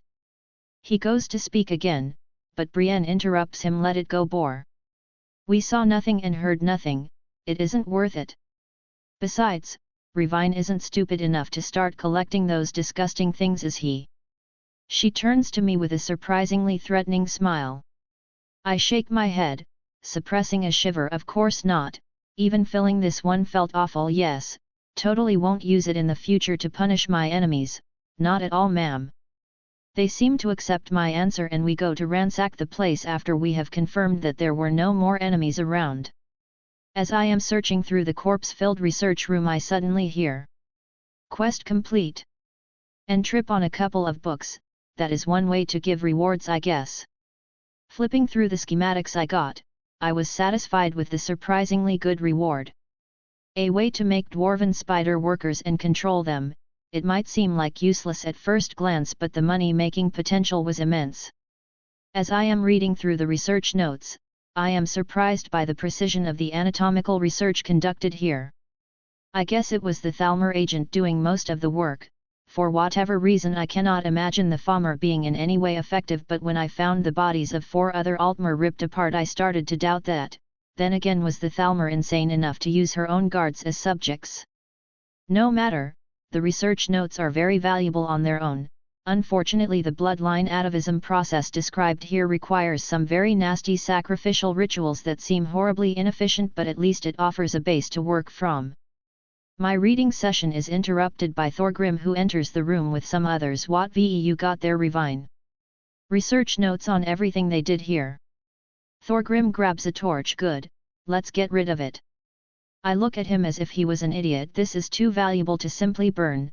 I get killing the ones who did this, but this can still be of use. Of course a fucking knife ear would say that. He seems very angry all of a sudden. I glare at him and prepare for what is inevitably going to turn into a shouting match, but Falmer suddenly enters the room. Thorgrim, what is going on over here? I want to burn the disgusting research that the whore elf made using our people. The Dunmer here, he points at me with disgust, wants to save it. It will be useful, he says. The captain shakes his head. It will indeed be useful, if we can use this to heal some of our people when they need it. At least the sacrifice of those tortured here won't be in vain. Thorgrim gets even more angry. For the love of Taloca. Hjalmar interrupts him. Where did I tell you to leave your bullshit, Thorgrim? The old Nord mutters. Of course a fucking Ebenfrost would agree with the elf. Hjalmar gives him a cold glare. What was that, soldier? Thorgrim calms down forcefully. I leave it at home, sir. Exactly, now get out and get some fresh air. The old man leaves the room and Hjalmar tells me, you better keep that safe, never know what the fool could do. I nod and get back to work while wondering what made Thorgrim's attitude do a 180 all of a sudden. Maybe he got war flashbacks? He is after all a great war veteran. He had shown no hatred for elves on our way here, but maybe he was just hiding it very well. The looting of the place took almost as much time as searching it did, but no one made any complaints. We were all making it out of here rich, and that was not an overstatement. We found many more enchanted trinkets, and even a storage of Dwemer animanculi parts in another section of the tower. The valuable weapons and armor we took of the corpses would see us all wealthy on their own, not to mention the finder's fee the college was sure to give us for discovering an entire Dwemer village. We even discovered a caved-in path to the side of the cavern, meaning it led somewhere, and my hunch was an elevator heading down. Taking everything that wasn't nailed down and was worth more than a stone, we left the cave system looking more like pack mules instead of people. Thankfully no beasts or bandits bothered us on our way to Winterhold. Chapter 38, Chapter 11, Flame Tongue. Our return to Winterhold was welcomed with great celebration. Almost everyone we passed on our walk to the Jarl's Keep congratulated or thanked us. It felt pretty good. After depositing the ridiculous amount of loot at the guardhouse, we entered the palace. Inside awaited the young Jarl, his mother the regent, the court wizard, and finally the archmage. Hjalmar was the first to speak up, describing the entire second part of the expedition, the first having already been explained by the guards that returned earlier. Thankfully my levitation or brutal execution of the Falmer justiciar wasn't mentioned. The young Jarl, barely a teen if my guess is correct, listens patiently, and when the captain is done he stands up and speaks with a barely hidden lack of confidence. Winterhold is honored to have such valiant protectors. We will hold a celebration to honor your success and the victorious dead tomorrow. He seems to have rehearsed the little speech many times with how mechanical it sounded. No one pays it any mind, however. The Jarl's position at the moment was ceremonial at best. Some more grandiose proclamations are made and the boy leaves us to do the real work. The regent mother now speaks up. Since your deeds were to the benefit of the hold as a whole, we will forego the Jarl's share of the loot, but due to the importance of the discovery of such a site you will naturally forego any claimant rights to the college's benefit. The negotiations seem to have been finished before we even arrived. Fucking diviners, man. The Archmage adds, naturally each and every one of you will be given generous compensation for this, and the families of the fallen as well. He turns to us. As for you brave apprentices, I will personally help Master Sergius in enchanting personalized high-grade robes for each of you. We all nod, very willing. I could have probably milked the discovery for more, but powerful robes and tons of goodwill will do. The regent turns to the twins. Sadly, since the two of you are from a Dawnstar clan, I cannot offer you land rights in the city. I will however declare your clan a friend of Winterhold if you wish it. The twins whisper between each other for a bit. Brienne soon gives the answer in a surprisingly well-practiced official tone. We personally would be honored, but we must ask permission from the clan head first. The regent nods, probably having expected this, and then addresses me. Revine Flametongue, you have done great deeds in the name of Winterhold, so in my power as Jarl Regent I grant you permission to purchase and own property within the hold. The Jarl's steward enters from a side door and gives me a signed document. However, something far more important is on my mind at the moment. Flametongue, I mutter with a great deal of confusion. Before the regent can answer, the Archmage cuts in. Seeing as you do not wish your real family name used, it was decided that your new epithet will be used in Skyrim. After thinking for a bit, I facepalm hard in realization and sigh heavily. It took them an entire 3 seconds to tell everyone and anyone I can shout, didn't it? I hear Bor and Brienne snickering from behind me. The Archmage gives me a wry smile. Indeed, almost the entire city has heard of Revine Flametongue using the Thursday to protect the Hold's people. Honestly, that topic is far more widespread than the mass kidnapping, which has actually made everyone calm down. Good job. He even gives me a thumbs up. I groan and Savos laughs out loud. General POV. The talks in the keep last another 3 hours, promotions were handed out to the guards, the dead families visited to have their share of the loot given to them, and so many God's damned documents had to be signed. Revine was certain that he left the unnecessarily complex bureaucracy behind in his last life, but apparently the saying that nothing is certain beyond death and taxes is true even in magical fantasy land. The young dark elf did ask if there were any pieces of land on sale, but due to the current hectic situation the steward told him he will have a list by next week. Oh yeah, offer me land rights and then just tell me to fuck off, nice going Nords.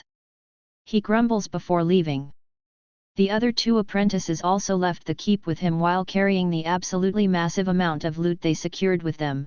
They were all about to start discussing the situation when the Archmage suddenly appeared out of nowhere and started walking with them.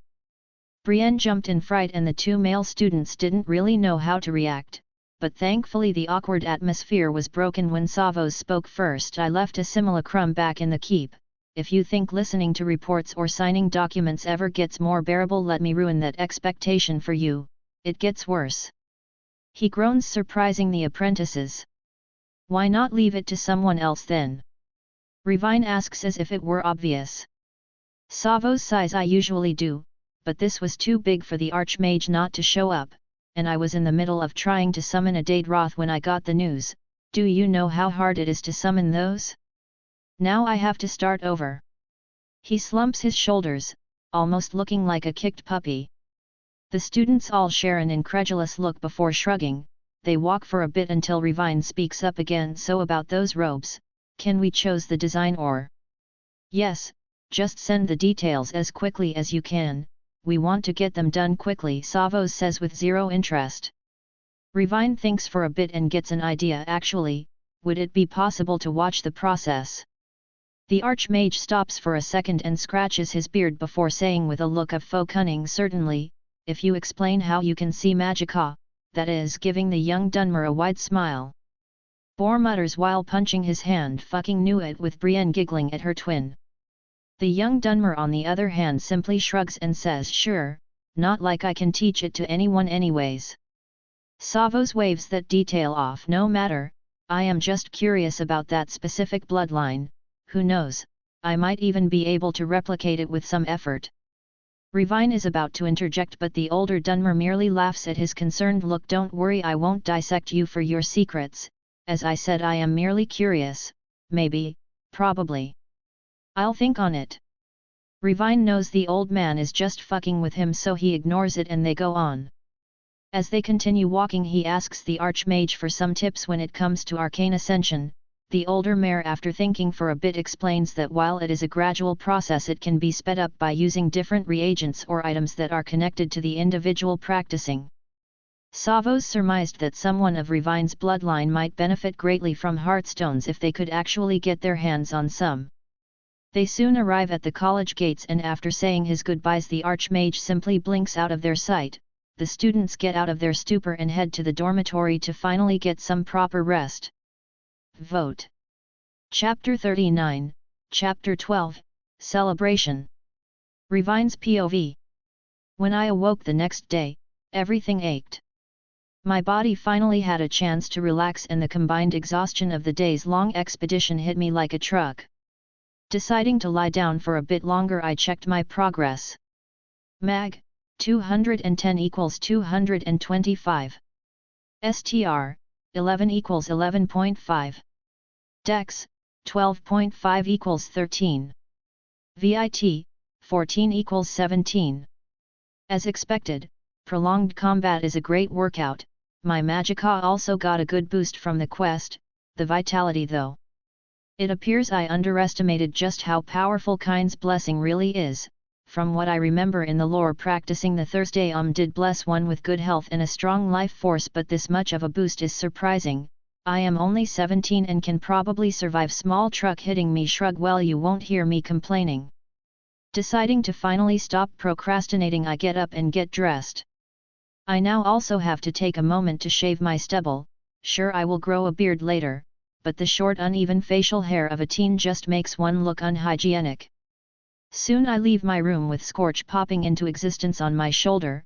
He has grown larger than before but can still fit there. I sit down in the common room and grab myself a coffee while feeding some nuts to my bird.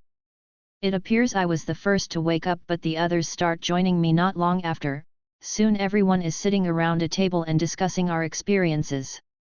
As I am talking about what we found inside the tower, Yggdrasil asks me, "Oh, would it be possible to go over those notes?" I shrug. Sure, but these are valuable, so you'd owe me a favor. She doesn't even blink before saying, "I'll convince my father to make you a staff." Deal. The whole negotiation was almost instantaneous, making some of our friends look at us weirdly. Now, one might find themselves wondering, why would she need my permission to look over the notes? It's quite simple really. We all had to choose our part of the loot. Even if there was a lot of wealth to go around and everyone got at least some good old simple cash. The guards all went with enchanted gear that could save their lives. The twins on the other hand went for as much wealth as they could get. From what I eavesdropped, their clan is in dire straits and they want to help them. That naturally left most of the research for me, so I got myself a lot of alteration and restoration notes on the topic of biological modification and lesser racial transformation. Naturally, it was extremely complex magic, but they should help me in the future when I inevitably try and become more than a mere Dunmer. We continue talking about the expedition for a time and then move on to what the rest did while we were slaying goblins. Marwyn and Morrigan were the ones to help Sergius with an enchantment order this time. The money certainly made Morrigan reconsider her focus on alchemy, but then she had a dangerous thought: why not both? Yggdrasil helped with some healing, just doing the bare minimum as usual. And surprisingly, Tiberius went out and defended some village at the coast from an ice wraith attack, his scamps being very effective against the almost purely ice form creatures. When I asked him if he finally learned how to at least block spells, he puffed out his chest and made a barely stronger than basic ward. I spent the next 20 minutes berating him and explaining in great and visceral detail what would have happened to him in the cave with such a shitty defense. Later in the day, I visited Khalid to have my throat checked just in case. My voice was already mostly back to normal, but I had to be sure there weren't any hidden problems. She looked me over for a moment and cast a single spell that made me feel like I was bursting with life, and that was that. She explained that my throat has developed some resistance to damage as a consequence of my shouting and warned me not to overdo it again since repeated damage is harder to heal. General POV. The people of Winterhold were gathered in the town square. Many tables were set around a funeral pyre. At the highest table sat the Jarl with his entourage. At the tables closest to them were seated the victorious guards and college mages, with the rest of the venue occupied by the rescued Nords and the rest of the residents. The young Jarlasur stood up before the gathered people and started his speech with barely hidden nerves. "We have gathered today to honor those who sacrificed their lives to save their brethren, and those that finished the honorable quest left to them by their departed brothers. Those who braved a foul cave filled with horrors that had taken our people, but didn't falter for a moment. Those who pushed through even as they were cut and winded, liberating their brothers and sisters from an unworthy fate. Those honorable fallen must be feasting in the halls of Sovngarde with their ancestors and with great pride. So people of Winterhold, join me in celebration of our great heroes without whom our enemies would slay our people and ravage our lands." He finishes with a rising confidence and emotion. The people evidently agree as they give him a mighty cheer. The young Jarl turns to his guard captain. Captain Hjalmar will now give his words to his departed soldiers. Hjalmar gives his own, more reserved speech, listing every fallen guard's achievements through their life and finishing each and every one with a toast. Many more speeches follow, with the families of the fallen also giving a few words. Finally the pyres are set alight and a minute of silence is had. Soon it is time to praise those still living. The Jarl commends each guard that took part in the expedition, giving rewards and even some epithets to those that earned them. The Jarl then turns to the twins and after a speech about their deeds declares that their clan is now a friend of Winterhold and they shall be forever welcomed in his halls. They sure did work fast on getting that approval. Revine thinks upon hearing this there ought to be some kind of communication magic that is widely spread, got to get that one quickly then. Finally the young Jarl turns to the only elf that took part and last, but certainly not least, our friend from across the Velathai mountains, who with spear in his hand and kind's breath in his throat protected those whom he had no responsibility to, even at the risk of his own voice forever being lost. By my right as Jarl I have granted Revine Flametongue the right to own property within my hold. As he said this there is cheer among the crowd, with surprisingly no one seemingly too against the idea. The Jarl continues, and should he continue his honourable service to our people then his reward shall be equally honourable. He raises his cup and everyone makes another toast.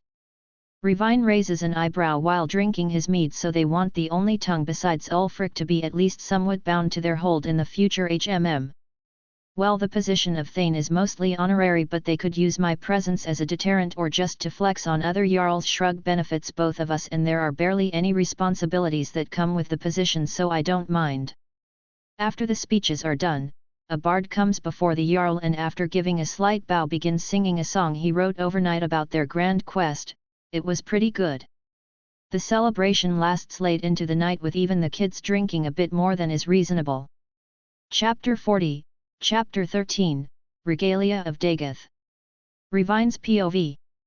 I am suddenly woken up by a bucket's worth of freezing water being dropped on me.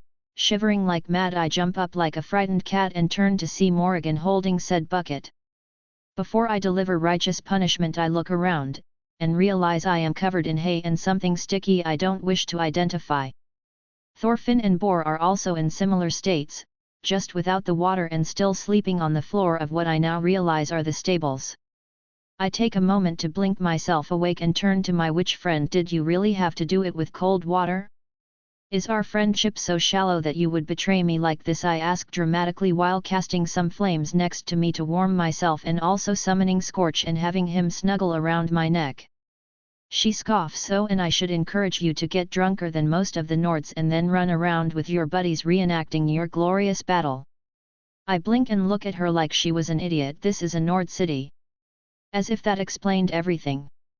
She rolls her eyes. Yes, because that justifies you behaving like a fool. I get a bit irritated at this. And who went and named you my mother? I am a young mare. I can be foolish when I feel like it. We all went through a lot of stress, and getting shit-faced is the scientifically proven way to cope with such things. I say, acting like a wise ass on purpose. She throws her hands in the air and lets out a groan of irritation, incidentally tossing the bucket onto Bor's head, making him grunt in pain and slowly start waking up, and turns to the doors. Fine, keep making a fool of yourself, see if I care, she says before walking out. Sigh, Womo no. Even worse, teenage girls. This will be annoying to deal with. Shaking my head and muttering a troublesome, I help Bor get up and proceed to kick Thorfinn awake. Both of them are very hungover, so I decide to mock them, showing off my almost perfectly fine state. Thank you, kind. I will leave some flowers at your shrine. We take a bit of time to at least try and clean ourselves up by a nearby well, the passing residents chuckling at our state, but no one made any negative comments, as expected. After cleaning up, with heavy quotations, we go to the tavern for a morning drink. As soon as we enter, everyone inside gives us a cheer and we are poured drinks without even asking, on the house as well. Maybe being an honorary Enwa isn't so bad after all. Bor and I later left Thorfinn at his house. His mother was in front holding a ladle in her hand with a suspiciously kind smile. We prayed our friend would find peace in Sovngarde and left him to his fate. Tolfdir is at the gate today, and when he saw us he simply laughed and muttered something about rowdy youngsters. After getting properly cleaned up, I left for the Archmage's tower. Today my robes were going to be finished. The design I went for was a Telvanni-inspired armoured robe. It was black with purple, being the colour of my house, edges and Dunmerry runes stitched expertly into it. Instead of the usual flowy form, however, I combined it with blackened ebony chainmail, boots, and gauntlets I bought for a pretty penny. The hood would be enchanted to completely shroud my face, making only my slightly glowing eyes visible. The gauntlets would exit the wide sleeves and the long robe would hide everything else. The finishing touch was a featureless ebony mask. I entered the enchantment chamber to find that Sergius and Savos were already there waiting for me. The archmage waved for me to come closer and quickly checked if the sizes were right. The robe looked to be top quality fabric from what I knew, which to be fair wasn't much. Sergius spoke up then. The tailor we usually hire worked overtime for this, and so did the two of us. You don't know how much your discoveries will benefit the college, his face showing a satisfied smile. I smile back and ask, and what enchantments were decided on? You two did say you would use your experience to choose the best possible. Savos cuts in as the base. We went for the usual magicar regeneration with self-cleaning. Most robes have this effect, but you can expect a marked improvement in your gathering of magica. Adding to that enchantment, we made it able to absorb lesser hostile spells. Moving on, seeing as you went for an armored version, we used the metal parts to enhance your self-empowering spells by a third. And last but not least, you have the option of soul binding the robe and armor, making you able to summon them at will. A proud look on his face. I blink, actually astonished. Damn, that is amazing. The archmage's gaze turns conspiratorial. There is an issue, however. Oh boy, here we go. He scratches his beard. We kind of went ahead of ourselves and added too much. A grand soul won't do. We were hoping you might be able to help with this. A/N, I decided that black souls will be more powerful than white ones. The only way to get more out of white souls will be Azura's star. Slouching in defeat, I mutter, of fucking course you would know, and after thinking for a moment I realize something.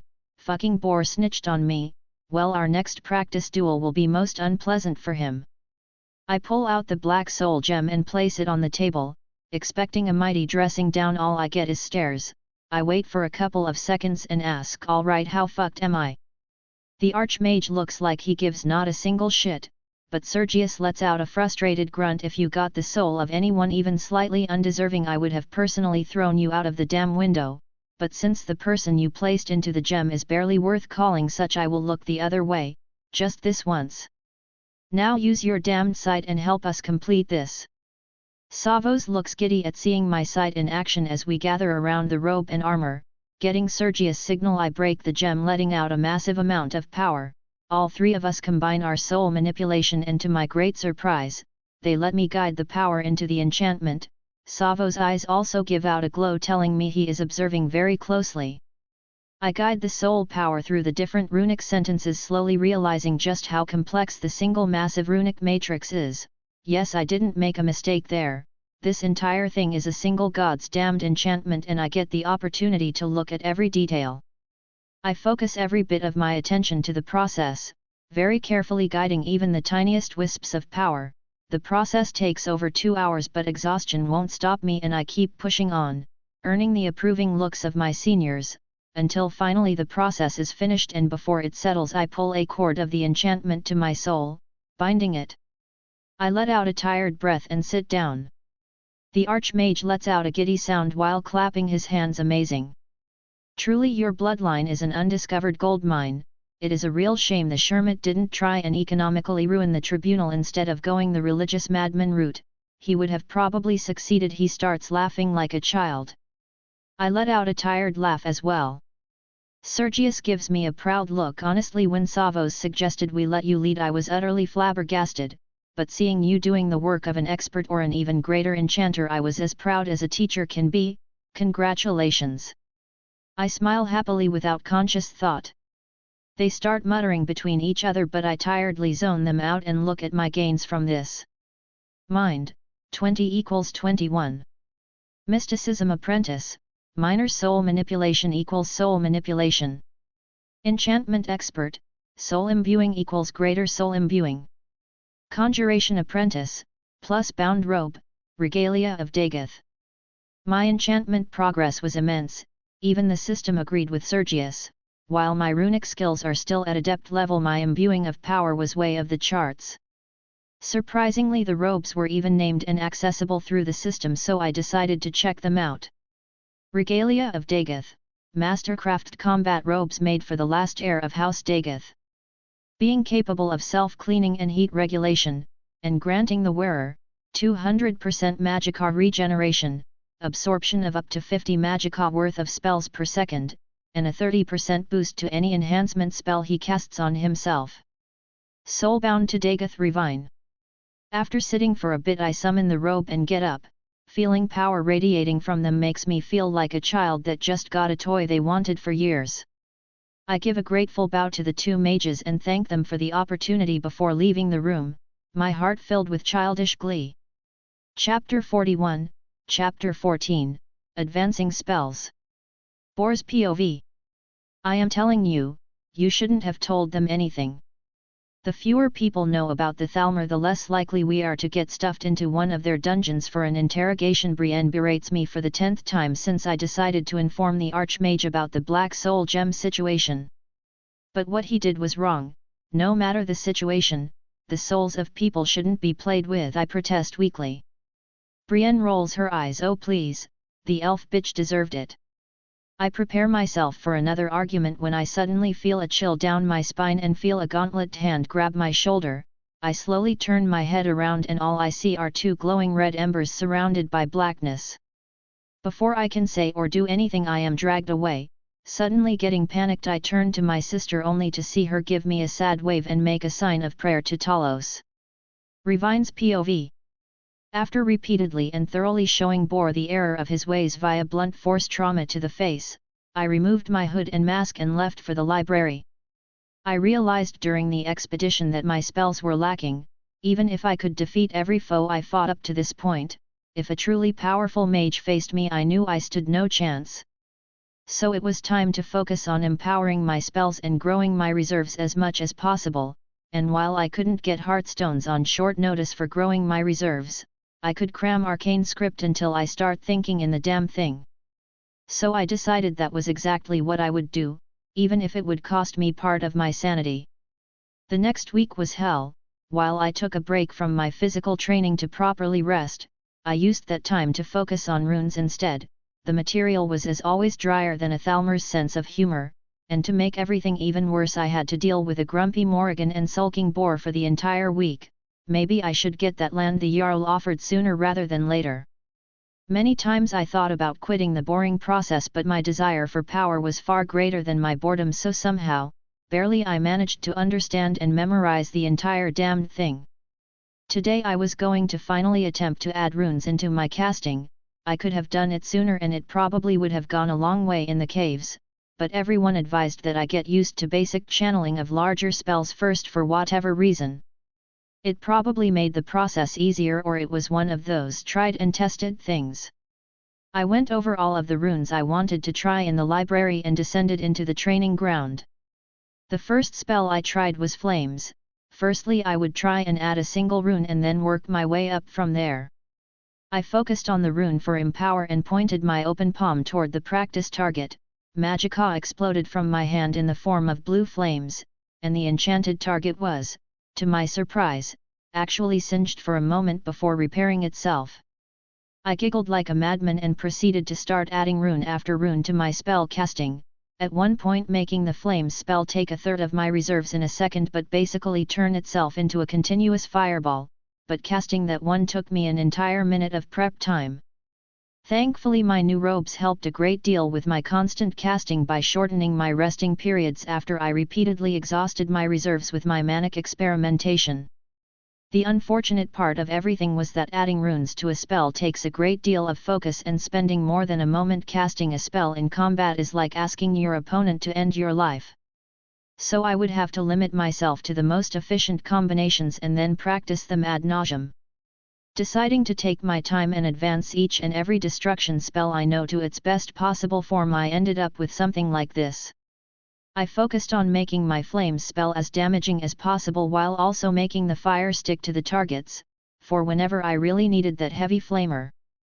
For the firebolt I doubled down on my usual usage of it, turning it from a bolt into a fire spear and greatly increasing its penetrating power. The fireball was far simpler in application, I just went full power with it and turned the usual explosion into an implosion. That unfortunately meant it now took large chunks of my reserves to cast even one. When it came to my lightning spells, I turned sparks into chain sparks, because even if inefficient, force lightning is a must. The lightning bolt was really useless in my current arsenal, so I turned it into a lightning beam.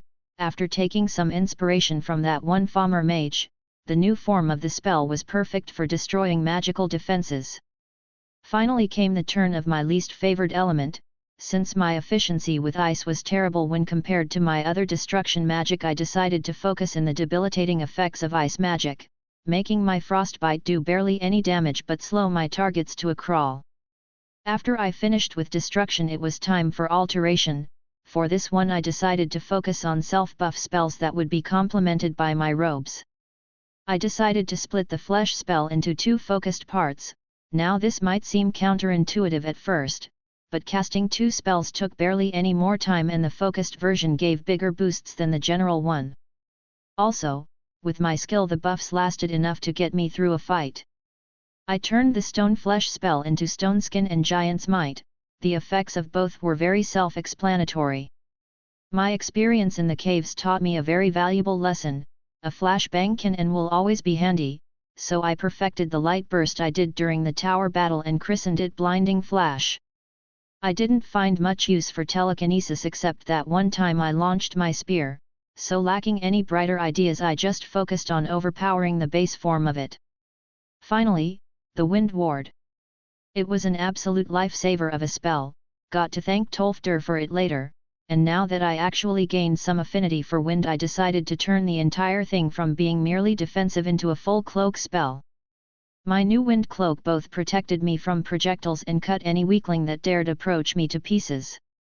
Unfortunately, while my repertoire of spells was greatly expanded, the more complex I made a spell the more costly it would be to cast, making my relatively small reserves a problem.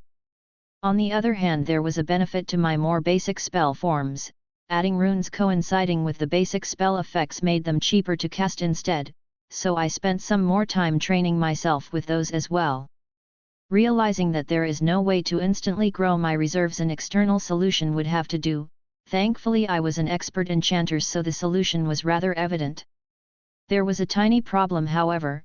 If I wanted to make a full set of enchanted items without turning into a pauper, I would have to find a way to earn a lot of money, something to ponder on.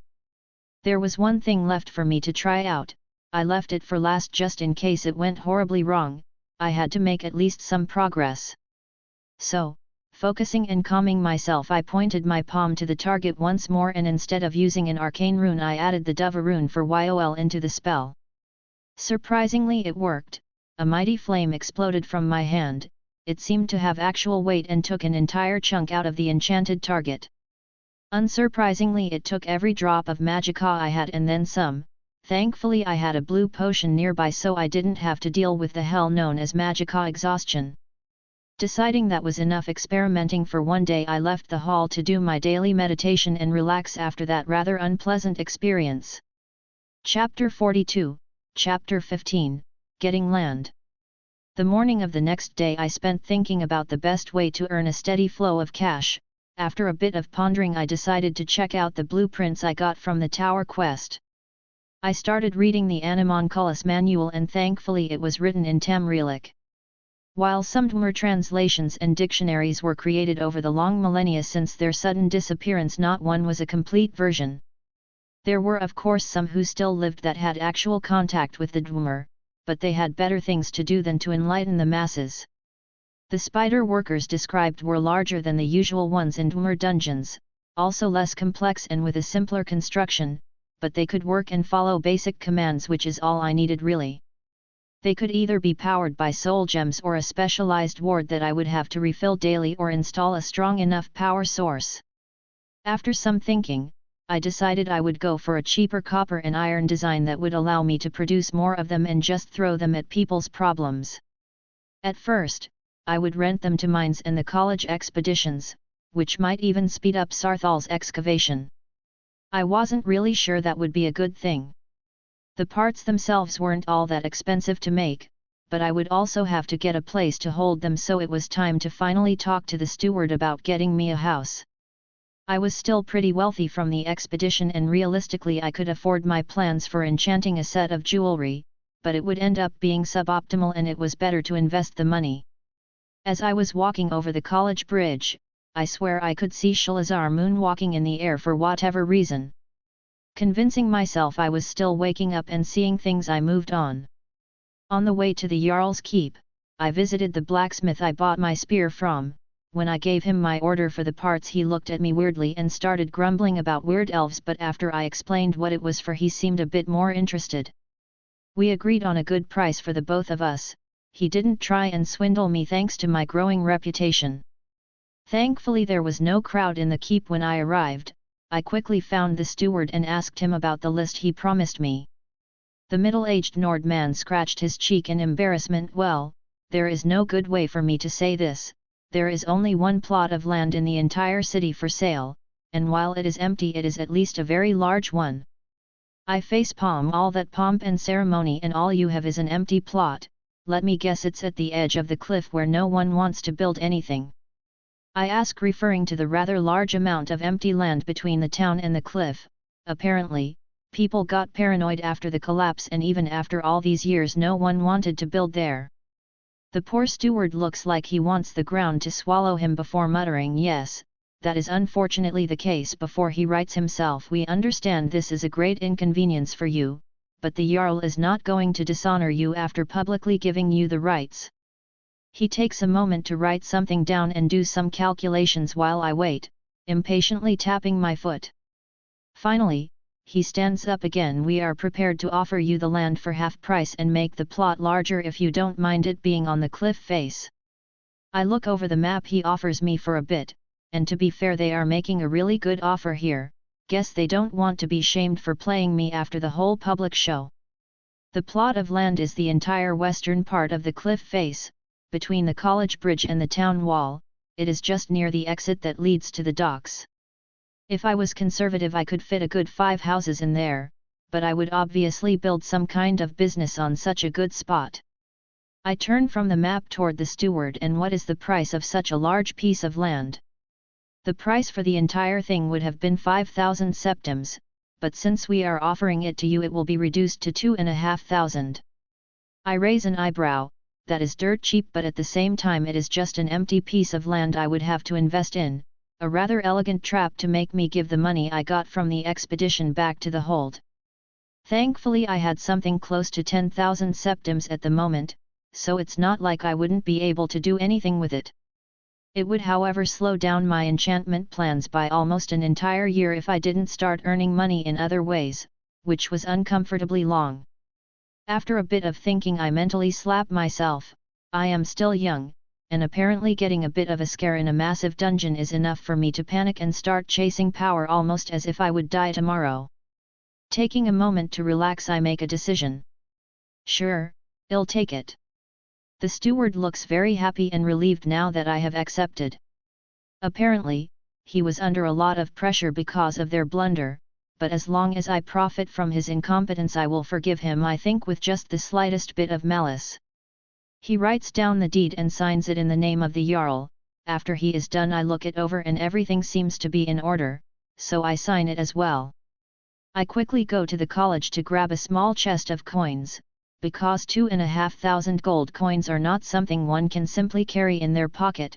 That reminds me, I have to ask Tolfter or Phineas about storage magic. The steward takes me to the plot and shows me around the place. My neighbors are an alchemy shop and some houses. Thankfully there are no noisy smiths or stinky tanners in the vicinity, so I have more options. I thank the steward and return to the college. Once I am back in the dormitory I wait until my colleagues are gathered and we celebrate my purchase of land, which is a very big deal in Skyrim. After sharing a toast I ask them about any ideas they might have for a business and we spend the evening discussing, with Morrigan suddenly acting like she didn't spend the last week ignoring me. Finally, I decide on a plan. I would make 2 buildings. The first would be an inn and bathhouse hybrid I would use to fleece anyone visiting the docks and gather information. Naturally I will make the whole thing a high-end establishment, Presentation is paramount after all. The other, smaller building would be a manor for me to live in. I would build it in a mixture of Nordic and Dunmeri architecture, using a part of it to hold a workshop for my Dwemer spider business and as storage. I would also make space for my enchanting business. Finally, I would set up a proper ancestral shrine, no reason not to abuse the knowledge of the sixth house after all. The initial construction would be done using the spiders I end up building in the meantime to advertise them as best as I can. Unfortunately, I would still have to plan the whole thing and find an architect to actually design it. Well, that is for tomorrow's me to worry about, I think flippantly as I throw myself onto my bed. Chapter 43, Chapter 16, Spiders and Deals. General POV. Early the following day, Revine went out in search of someone who could design his home and business. He could have technically done it himself, but he knew he had no actual skill in construction, so all he could reasonably do was give ideas and make requests. He managed to, after some searching, find the only remaining architect in Winterhold, most of the others having left for other holds after no one tried fixing the damage of the collapse or just plain died of old age without taking apprentices. The only one who stayed was an older imperial woman by the name of Julia, who was down on her luck due to having no work and having to provide for her son who lost his leg, to the point she couldn't even afford to leave. So she made her livelihood by doing odd jobs for years at this point. When Revine heard about this, he grew doubtful she could still do the work after so many years, but after a demonstration with her drawing a quick plan for an inn with all the necessary elements and calculating the materials needed, he was convinced to hire her. The old woman thanked him profusely for the opportunity and got to work. The construction would be costly and somewhat long, but Revine insisted on the building being built to the highest possible standard. When they got to the calculations for the needed amount of workers, Revine shared his plans to use his animanculi for the digging and transportation of material. To Julia's astonishment, after adding that to the equation, the work would be finished much faster and quite a bit cheaper. Leaving Julia to deal with the hiring of the still necessary builders, Revine got to work on actually delivering on his promise of spider workers. Another week passed with Revine now focusing his efforts on getting his spider workers online. The smith had to repeatedly correct some parts that couldn't fit or couldn't hold the load of the constantly moving machinery. Soul gems had to be bought and tested, and the spiders themselves had to be actually programmed. Thankfully, the schematics came with instructions on how to do said programming, and surprisingly a way to make the spiders take commands in Tamrielic instead of the weird humming or tonal magic the Dwemer had to use. Upon reading this part of the text, Revine realized just how groundbreaking this was. Realistically, no one made animanculi because they weren't able to command them without the tonal hum of Dwemer, but he now had the way bypassing that limitation. Naturally, it wasn't as simple as just copy-pasting the instructions for a spider into a sphere combat model, but he now had the foundation with which he could build an army, and he had years to do it. He also remembered to put locks and passwords on his new servants, no reason to risk theft after all. Finally, the time had come to test the spiders, and what better way to test them than digging the foundations of his own home. The young elf gathered his friends and Julia around his future home while dragging around a large crate with the help of his new giant's might spell. People kept pestering him about his grand reveal, but he ignored their questions and started placing iron spikes with runes on them on the edges of his plot. When he was finally done with it, he opened the crate and spoke, "Begin digging operations." Everyone looked at him weirdly until 8 iron spiders covered in lightly glowing runes waddled out of the crate and started digging into the ground with extreme efficiency. While everyone was gawking at him like he grew a second head, Revine placed another couple of markers with different runes, this time in front of the plot of land, and said, "Dispose of dirt and rock here," and the spiders started orderly piling dirt at that point as they dug it out. Everyone started bombarding him with questions, most importantly where he got the schematics. He simply shrugged and said, "Family heirloom," much to everyone's irritation. As everyone was mesmerized by the spiders doing their work, the Archmage suddenly popped into existence next to the younger Dunmer and spoke in a very curious tone, well, Revine, you didn't tell me you had such toys. I am hurt." He clutched his heart dramatically. "Motherfucker." Revine jumped in surprise and turned to Savos seriously, "Could you not The older mare laughed, but then I wouldn't be able to see the fearless flame tongue jump in fright. A groan was his only answer. Savos turned serious. Then you didn't think such a discovery would have been an important thing to share? Revine raised an eyebrow. Am I under obligation to do so? The Archmage shook his head in exasperation. No, of course not, but you know damn well that cracking the animanculi question is something many people wanted to accomplish for millennia, and now you suddenly drag 8 perfectly working ones like they were toys at the carnival. Seriously, do you actually want to get attacked for your knowledge? Revine thought about it for a moment and shrugged. It was never really my plan to keep it exclusively to myself. I would naturally donate the basic instructions to the college at a later date in exchange for some powerful spells or elixirs, but I am going to obviously take my time profiting of the discovery first if I can. Savos scratched his beard for a bit and asked, and what would it take for you to let me make a copy for myself just in case? The younger elf mulled it over for a minute and spoke. I can let you make a copy, but only for experimenting in the next 5 years. In return you will lift my school restriction and get me some heartstones along with a fully prepared ritual to strengthen myself physically. Protecting me from curious attackers is also a given. The Archmage, unlike the student, didn't think for even a second and said in an excited tone, done. I'll prepare everything and get back to you in a couple of days. Good luck with your business before disappearing suddenly. I hate it when they do it to me, but I cannot wait until I can do it to others, Revine muttered with a smile before turning back to his spiders. He spent the rest of that day writing down any problems with his animanculi and changing the design to improve them while answering any non-essential question about them to his friends. Chapter 44, Chapter 17, Further Progress. Things returned to a pleasant monotony after Revine started building his home. Every now and then he would have to visit the site to modify his spider workers or change some broken parts. The inn would be finished in a couple of months, with the manor coming after that. Some of the guardsmen he fought beside even came to him with enchantment orders, using their newfound wealth to get what would inevitably become powerful family heirlooms. He started visiting classes for other schools of magic, much to the chagrin of his colleagues. He couldn't make as much progress with them as he still focused on his main schools, but some new spells were added to his repertoire.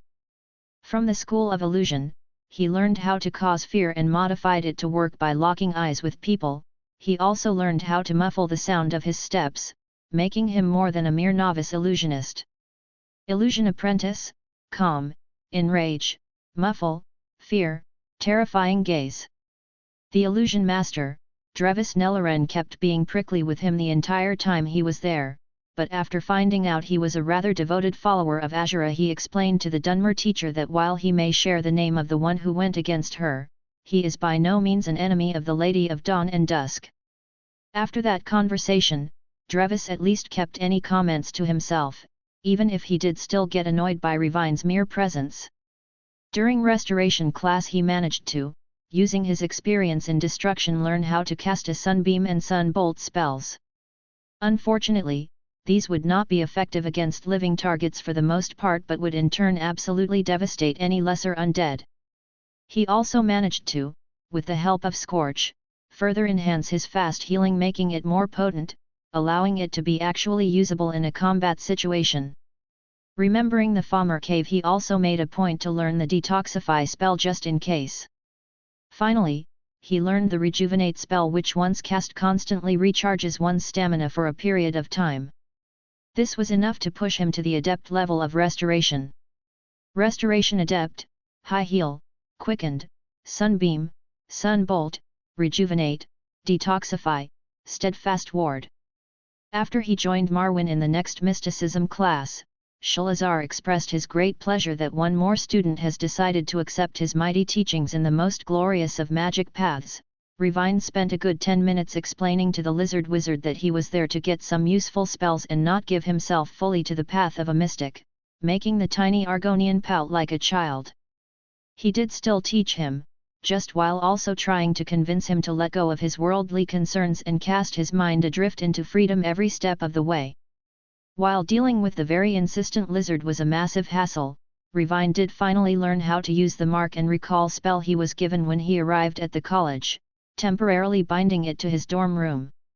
Shalazar also showed him how to increase the speed of his levitation and how to protect himself from the elements. Revine asked about a blink equivalent spell, but Shalazar warned him that teleporting without developing acute spatial awareness is suicidal at best. Still, his progress in mysticism was more than satisfactory.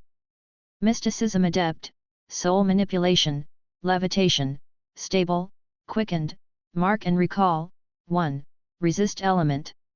When it comes to conjuration, he focused on improving what he had instead of learning other spells. He made sure to ask the professor, who he still was sure was a lich, how to strengthen his familiar more quickly. The Breton explained that the best way to do that is to add Scorch to his usual Magicka exercise. It would make it take more time, but he could intertwine his Magicka with that of his familiar, benefiting both. He also changed his bound weapon from a saber to a spear and focused on making it more powerful. Adding his fire affinity to the weapon did give it the equivalent of a minor enchantment, and the now higher concertation of Magicka allowed him to make the metal of it more resilient. Conjuration Apprentice, bound weapon, glass, flaming, familiar bond, scorch, bound robe, regalia of Dagoth. Unfortunately, due to spending so much time on many different things, he wasn't able to join the guards in training as much as he did before. They understood, but some playful mocking was definitely had.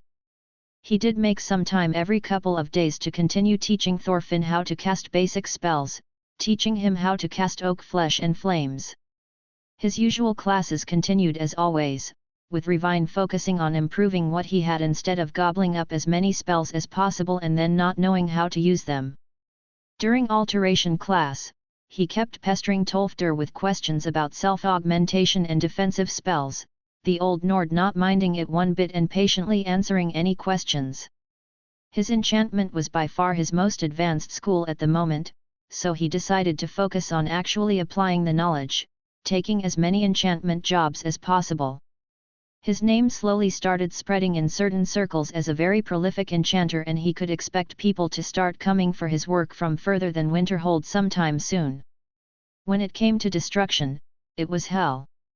Well, it was always hell, but now it was far more hellish than it had ever been. Why? One might wonder.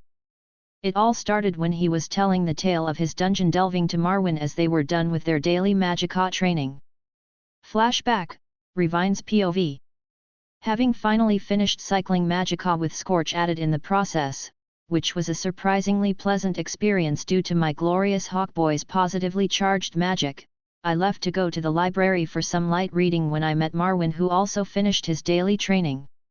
We got into a chat about the cave expedition when he asked about what fighting mages in a death battle really felt like. I will admit my retelling got a bit out of hand, with me almost reciting the whole thing. After I finally got to the part where we found the Falmer king, I said dramatically, and lying there beside the lord of the Falmer was a creature. It was even worse than a Falmer. It was, and may Azura forgive me for uttering the word, an Altmer. Marwyn broke out in laughter, and I suddenly felt a premonition of danger. Cough. I slowly turn around and am faced with Farelda giving me her warmest smile. Fuck, I sum up the situation perfectly, and Marwyn starts laughing even harder. General POV. And that is how Revine earned himself some generous extra training time with the Master of Destruction. Chapter 45, Chapter 18, The Staff. Revine's POV. Ugh, I grunt as I drag myself from the destruction tower. My everything ached something fierce as I barely managed to crawl on. One day, Farelda. One day it will be you getting your shit kicked in, mark my words. I make my way to the dorms and plop myself into an armchair, drifting off into a light sleep. My impromptu nap is interrupted by Morrigan sitting down on the chair across the table from me, looking as mentally exhausted as I am physically. I blink myself awake and ask with a smirk, "Ah, is the young alchemist regretting her life choices again?" She lets out a tired groan that radiates desperation. "Please, I just had to listen to the virtues of properly processed moon sugar for 6 hours. I really don't need your childish jokes right now, Revine." I snort and raise an eyebrow and say with a tone of dramatic mockery, "But Morrigan, think of the money you can earn." She slumps deeper into the chair and clutches her head in her hands. "Yes, but is it even worth it? I let out a surprised breath. Wow, that bad hey. She groans again worse. I leave her to rest for a bit while I grab some coffee and snacks. After I sit back down, receiving a muttered thanks, I ask seriously, I get that the man is a genius, but what is the point of that if he can't even teach properly? Morrigan shakes her head. He can actually teach, that isn't the problem, everything he says is actually right in its own unhinged way. But the man is so obnoxious with his bullshit that it takes all my mental energy to dig the actual lesson out from the wall of advice about going to La La Land with the help of different herbs. We sit in silence for a bit before I mutter, man, the Khajiit must love him. Morrigan laughs at this. Oh, they do. Out of all of his customers the Khajiit are by far the most numerous. The man managed to reduce the harmful effects of moon sugar, they almost worship him at this point. I sigh at this. Farm tools, am I right? She turns to me now. And why do you look like a mammoth just had its way with you?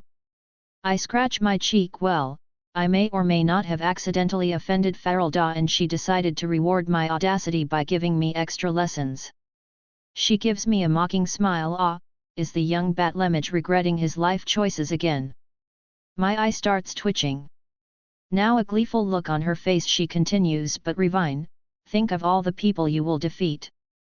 Boo! I say in a deadpan tone and meet her eyes while channeling some magicka. She jumps over her chair and gets behind it. I start laughing my ass off. She gives me a murderous look and hisses like a scared cat. What the fuck was that? I tone down my laughter, but my voice is still filled with mirth. Modified fear spell, works with eye contact. Now her eye starts twitching. You are so lucky I can't turn you into a popsicle in the dorms. As if you'd even be able to hit me. I raise my nose at her. She gets even more annoyed now. Oh really? I give her a mocking smile. Really? She slams the table. Fine. Get your ass to the training grounds right now. I shrug and get up, following her. The next hour was spent with her trying to penetrate my defenses with predictable results. Even if she by some chance got through my wards, none of her spells were strong enough to get through the absolutely busted enchantment on my robes. Well, they were busted at our level. She left the training ground in defeat, not without me oh so generously giving a couple of tips about destruction. General POV. Later that day, as Revine was finishing up with his final enchantment order, he was interrupted by someone. Turning from his work he noticed a Dunmer, wearing what looked to be the gear of a Telvanni lawman. After thinking for a moment Revine spoke. What does Master Duren want? The other Dunmer takes out an elongated wrapped-up package. The master has, at his daughter's request, sent you one of his staves, his tone filled with an utter lack of interest. Revine nods. Yes, I will make sure to give her a copy of the notes later today then. The lawman nods and leaves, not even introducing himself. Ass. Revine unpacks the staff and looks it over. It is made of what looks to be charred wood and covered in Dunmerry runes. It lacks the usual ornamentation, but at least the color scheme complements his robes. The runes themselves seem to have been made to allow for better channeling of pyromancy specifically, but there is one extra set that Revine is unable to recognize. Not touching the staff just in case and taking some time to read through a Dunmerry rune catalogue in the library, he is at the same time furious and horrified. Of fucking course, just when I think hey maybe these Telvanni aren't so bad, the world has to remind me that, yes, the Dunmer mages are retarded on purpose and not even good sense will protect you from it. Thank fuck I am paranoid. Throwing the staff, now identified to hold a constant mental suggestion for the wielder to want to serve the maker, against the wall with telekinesis, Revine starts muttering, so this is how you want to play it, you old fart? Fine then, I will show you what happens to Telvanni retards that dare fuck with a Dagoth. At this moment Sergius walks into the scene of a young Dunmer's angry muttering. Are you doing all right there, Revine? Said elf turns sharply to the teacher. No, I am not doing all right. Then takes a deep breath and starts talking more calmly. Apparently our resident staff maker isn't nearly as genial as he portrays himself. The old Imperial asks with some trepidation, and what exactly do you mean by that? Revine points to the staff lying on the ground, still intact, and warns his teacher not to touch it but examine it. Sergius takes his time looking it over, his gaze growing more furious by the moment. He calms himself and says, "Good, I am glad you had the good sense to check the enchantment. This one is particularly dangerous. If you started using it, any thoughts of rebelling would just be removed from your mind without you noticing." Revine continues with his muttering, "I am going to end his pathetic life." Sergius goes to interrupt what he sees as someone suicidal, but Revine raises a hand. "Don't worry, I am not an idiot. I will remove the mind control from the staff and pretend that he succeeded, behaving as a docile little servant when he wants it. When he least expects it, I will show him in great detail the teachings of Mephala." Sergius blanches a bit at the mention of the Daedra but still nods. "If you need any help with this, know that the college has your back." Revine nods. "Of course, if I fail I will naturally need someone to save my foolish self," making the Imperial chuckle. "Now let's get to modifying this damn staff. I don't want the wise master to suspect something." They get to work and Revine starts spinning plans on how to punish the audacious Telvanni. His thoughts are interrupted by a notification. Mephala watches your actions with great interest.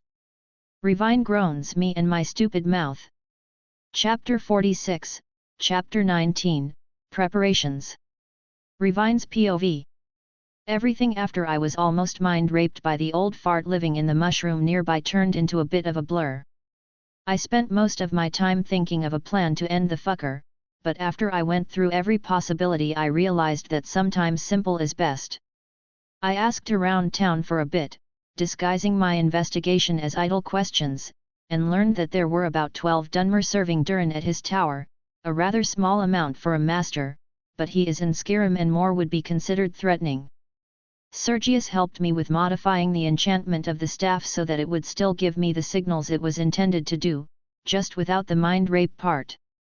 I thanked the old Imperial and he warned me to be careful, even giving me a speech about how my life is more valuable than revenge.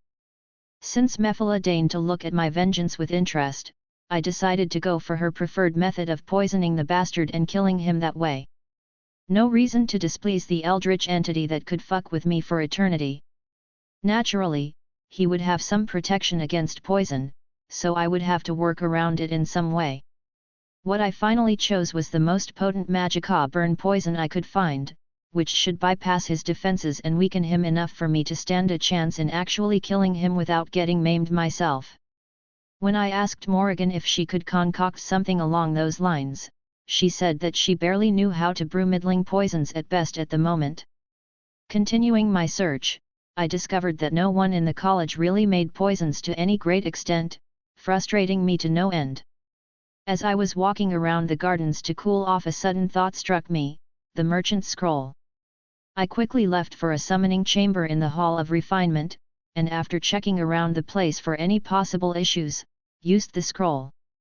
Suddenly a tall grey-skinned horned Dremora appeared in front of me. "Hello, stranger," he says in a gravelly voice before looking me over in some surprise. "Oh, you aren't the previous customer, guess that she got caught then," and shrugs.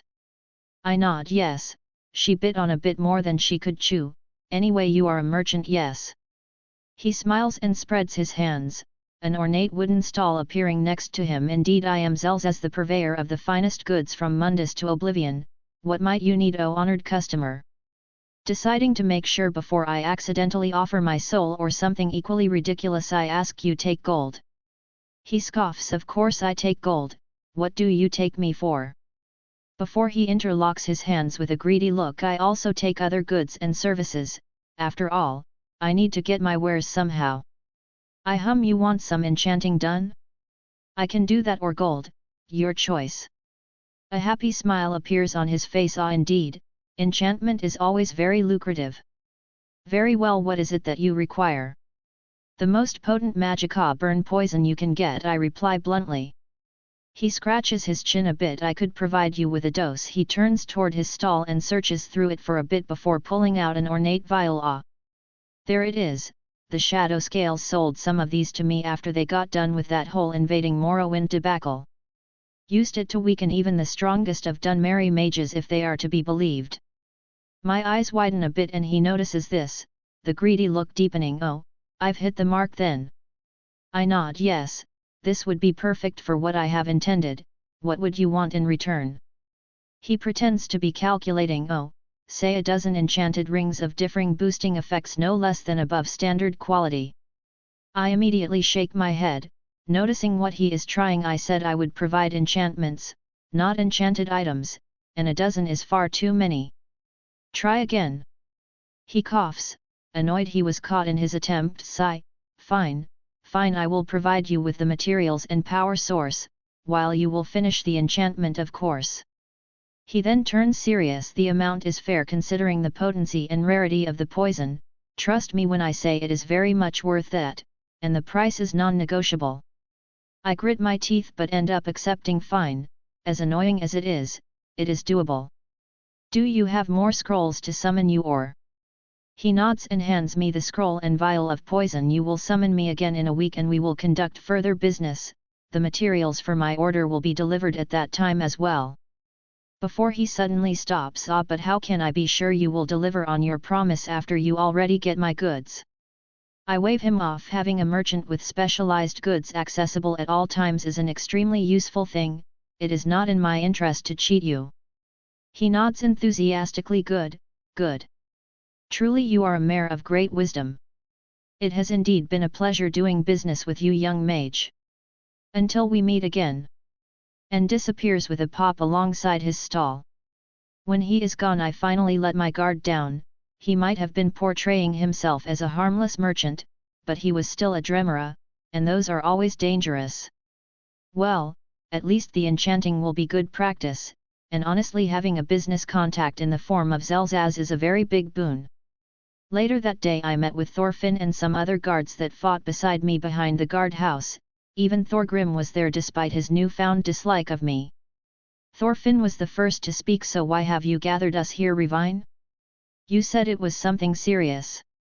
I nod. Indeed. I am afraid that I am in great need of help from all of you. Everyone gets interested and listens closely. I use my sight to scan around the place just in case. Finding no one I continue. I have been betrayed in a rather disgusting manner. The Telvanni master Duren sent me a staff disguised as a gift. Said staff was meant to take control of my free will. The guardsmen grow furious and are about to start shouting in outrage, but I quickly signal them to remain quiet so we don't get caught before even planning anything. Naturally I am going to kill him, but his servants might get in the way. Before I can be interrupted I continue. No, I don't want them dead, I just need someone to hold them back while I deal with the tower's master. Garm, the guard that stuffed the sock in the Falmer's mouth, speaks up. Why not just have him arrested? He could face justice and you wouldn't need to risk yourself like this. I shake my head. He would just teleport out of the city if that were to happen, and besides it is proper Dunmer custom to gut whoever tries to enslave you. Even his own great house won't frown on me killing him, they would just laugh at him for dying to a youngling. Garm mutters, Dunmer are fucking weird man, and everyone chuckles. I turn serious. So, you boys in? Thorgrim, who was silent for most of the time, finally speaks up. Flame tongue. We will help you. With everyone giving a cheer in agreement. Thank you all, after this is done drinks are on me. Another cheer. Chapter 47, Chapter XX, Ritual. The following day I spent pretending to be going about my business as usual, while spying on Yggdrasil's movements and planning on how exactly I would get her out of the college for an interrogation.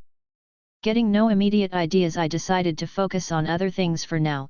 I visited my usual blacksmith and bought the most jagged dagger I could find. Apparently I was a very petty mare when it came to taking revenge. Zelzaz thankfully left me with some instructions for the poison.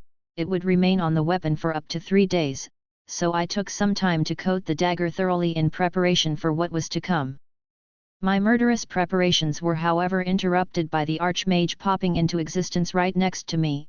This time I didn't react as I learned to sense the disturbance slightly after the last time he did it. He noticed this and seemed to pout like I took his toy away, but quickly gathered himself, getting ready for sweet revenge. I see Revine. I shrug. It isn't really revenge, it's more like natural selection at this point. A dumbass who deigns to try and control me with his flimsy ass enchantments should obviously be removed from the gene pool for the good of all. Savos snorts before saying, yes, your generosity knows no bounds, O great lord of Dagoth. but I am not here to talk about that. Obviously, this is great house business. I say with great amounts of sarcasm. He rolls his eyes naturally. As I was saying, one of the requests you made for the Animanculi schematics is ready. He then takes a pose as if making a proclamation using my mighty and endless experience. I facepalm. You aren't Shalazar, it doesn't work. He pouts again. Oh come now, I have enough charm to pull it off. I just give him a half-lidded stare. He sighs in defeat. Yeah, you ruin my fun, why don't you? In any case, the ritual you requested has been mostly finished. I just have one last question. I move my hand as if to say go on. He nods. Most of the early enhancement rituals have the same basic components, but the final parts need the least amount of preparation while actually having the most influence on the ritual itself. Basically, you have a choice. I can infuse you with the explosive strength and night vision of a saber cat or the durability and slight regeneration of a troll. I scratch my recently regrown stubble in thought for a bit before asking side effects. He nods. There are some. The saber cat would make your eyes a bit more feline and extend your canines a bit. The troll would in turn bulk you up and make your hair grow faster and be rougher. So nothing life-changing but still noticeable. Indeed. I think for a bit, and while stacking healing and regeneration would be good, I already was very durable and able to heal myself relatively fast.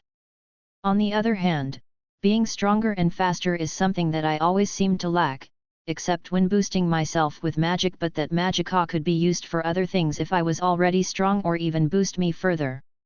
After a couple of minutes, I finally decide and turn to Savos. I choose the saber cat. Very well. He stands up from his chair and claps his hands, teleporting us to what I guess are his quarters, and let me tell you they are more opulent than what little of Ulfric's palace I managed to glean. He signals me to follow him to a ritual circle, filled with all manner of ingredients. He starts pulling out different parts of a saber cat from his storage magic, filling some indentations with blood mixed with something else. He even pulls out 4 rubies and places them around the circle. Damn, this must be very expensive to do, but realistically this is chump change for him compared to what he is getting in return. After about 10 minutes of meticulous work, Savos is finally done. He turns to me and waves his hands. Well, what are you waiting for? Into the center you go. I follow his instructions and position myself in a central circle that connects all the other parts of the ritual. I nod at the Archmage and start channeling my magicka. Nothing happens for a good 10 minutes, but then all the ingredients start reacting, slowly and steadily melting into a red ball in front of me. This takes another 20 minutes of me constantly having to channel magicka and follow the circle perfectly. Finally, everything seems to fit together, and the blob of the blood-looking substance launches itself into me and is absorbed into my body in less than a second. Surprised, I raise my eyebrow, thinking it is over, but then the itching starts. My life for the next hour is hell. Some of my skin falls off while my canines grow a bit, making my mouth slightly uncomfortable with the unusual sensation. My sight becomes sharper and I see the shadowy corners of the room more clearly, but also blinding me a bit whenever I look at the windows. The worst part, however, is the constant, merciless itch in my everything. At this point, I might have preferred pain. At least I would feel victorious for enduring it. Pain. This would just leave me feeling disgusting. Blessedly the ritual comes to a close and I start rolling on the ground with Savos laughing his ass off nearby. STR, 11.5 equals 15. Dex, 13 equals 16. Trait gained, night vision.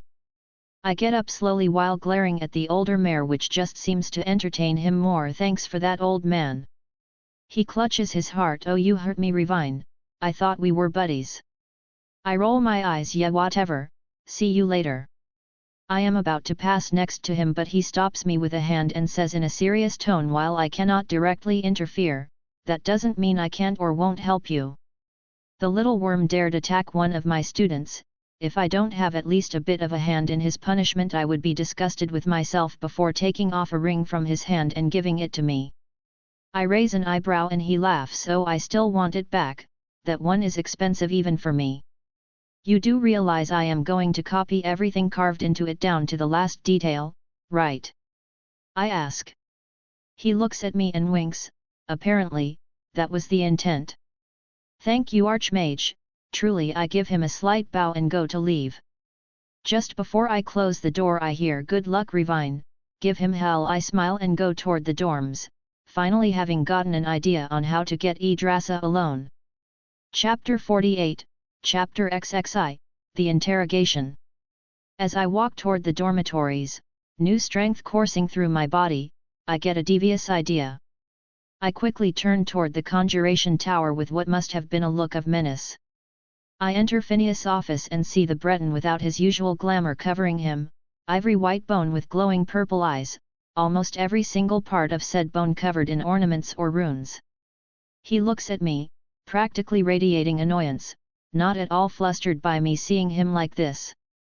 I shake my head and speak, Professor, I was looking for a specific type of soul gem and was wondering if perhaps you had one in stock. He seems even more annoyed by the interruption now but speaks in an ethereal voice. And what might you need such an item for? I grin. Why, to punish an old fool, of course. He deadpans at me, and I should care because.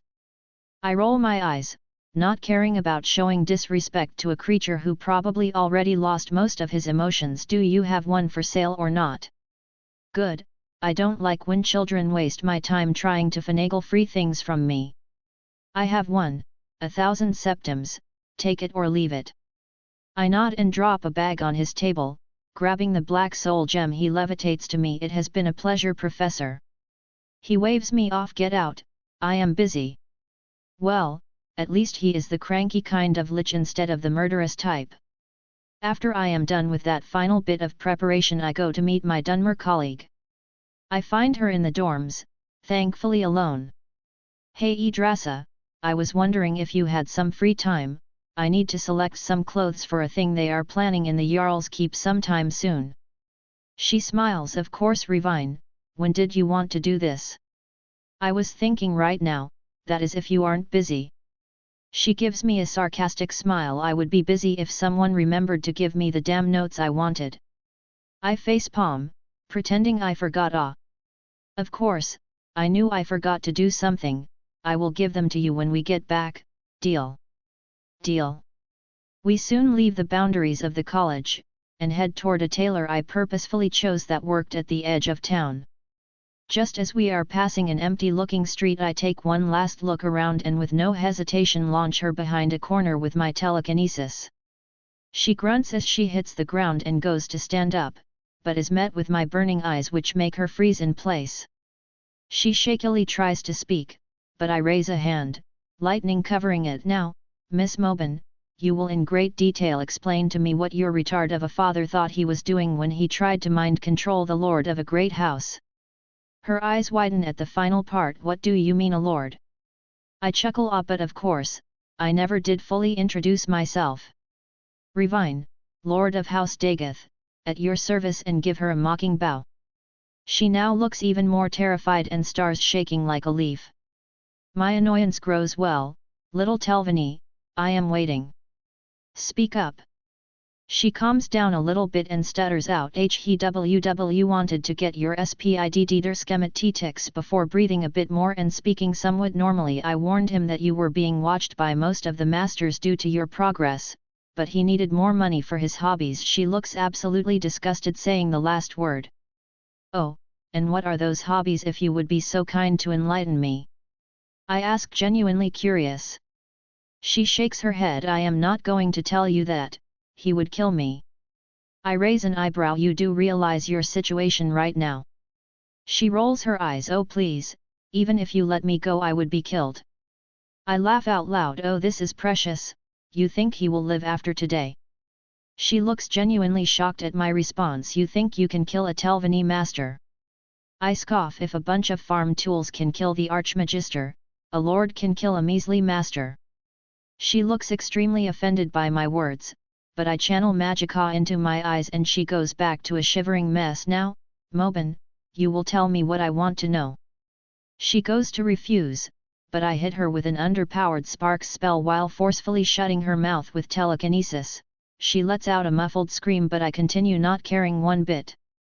After a minute of asking, shocking, and asking again, she finally surrenders. Fine, fine. Stop. Please. I shrug and let her continue. I am beyond caring at this point. He is a cultist of Namara. He uses most of the servants as cattle, constantly regrowing their limbs after eating them. Most are broken by now. She shivers, apparently more uncomfortable with what she said than with what I just did to her. I facepalm and sigh heavily. Seriously, what is wrong with your entire house? I know my own doesn't have the best track record, but there is like one master that I don't immediately disrespect in your entire great house. No matter, tell me about the tower's defenses, number of guards and everything else. Keep in mind, if you try to lie to me, your fate will be worse than death. I pull out the black soul gem and cast terrifying gaze again. She is naturally scared shitless and starts listing off details and numbers. The questioning goes on for a good 10 minutes. One Nord seems to notice us, but a calm spell and a hit to the back of the head sends him to dreamland. Yggdrasil finally gets done with the layout and enchantments of the tower, and I nod, writing them all down. After I finish, I turn to her now for the final matter. She gives me a defeated look and I continue in a grave tone. You now have a choice to make. There is only one way you are making it out of here alive. You knew what he would do and didn't warn me. Now I know that he is your father and I a mere colleague, but at the moment I am not feeling terribly reasonable.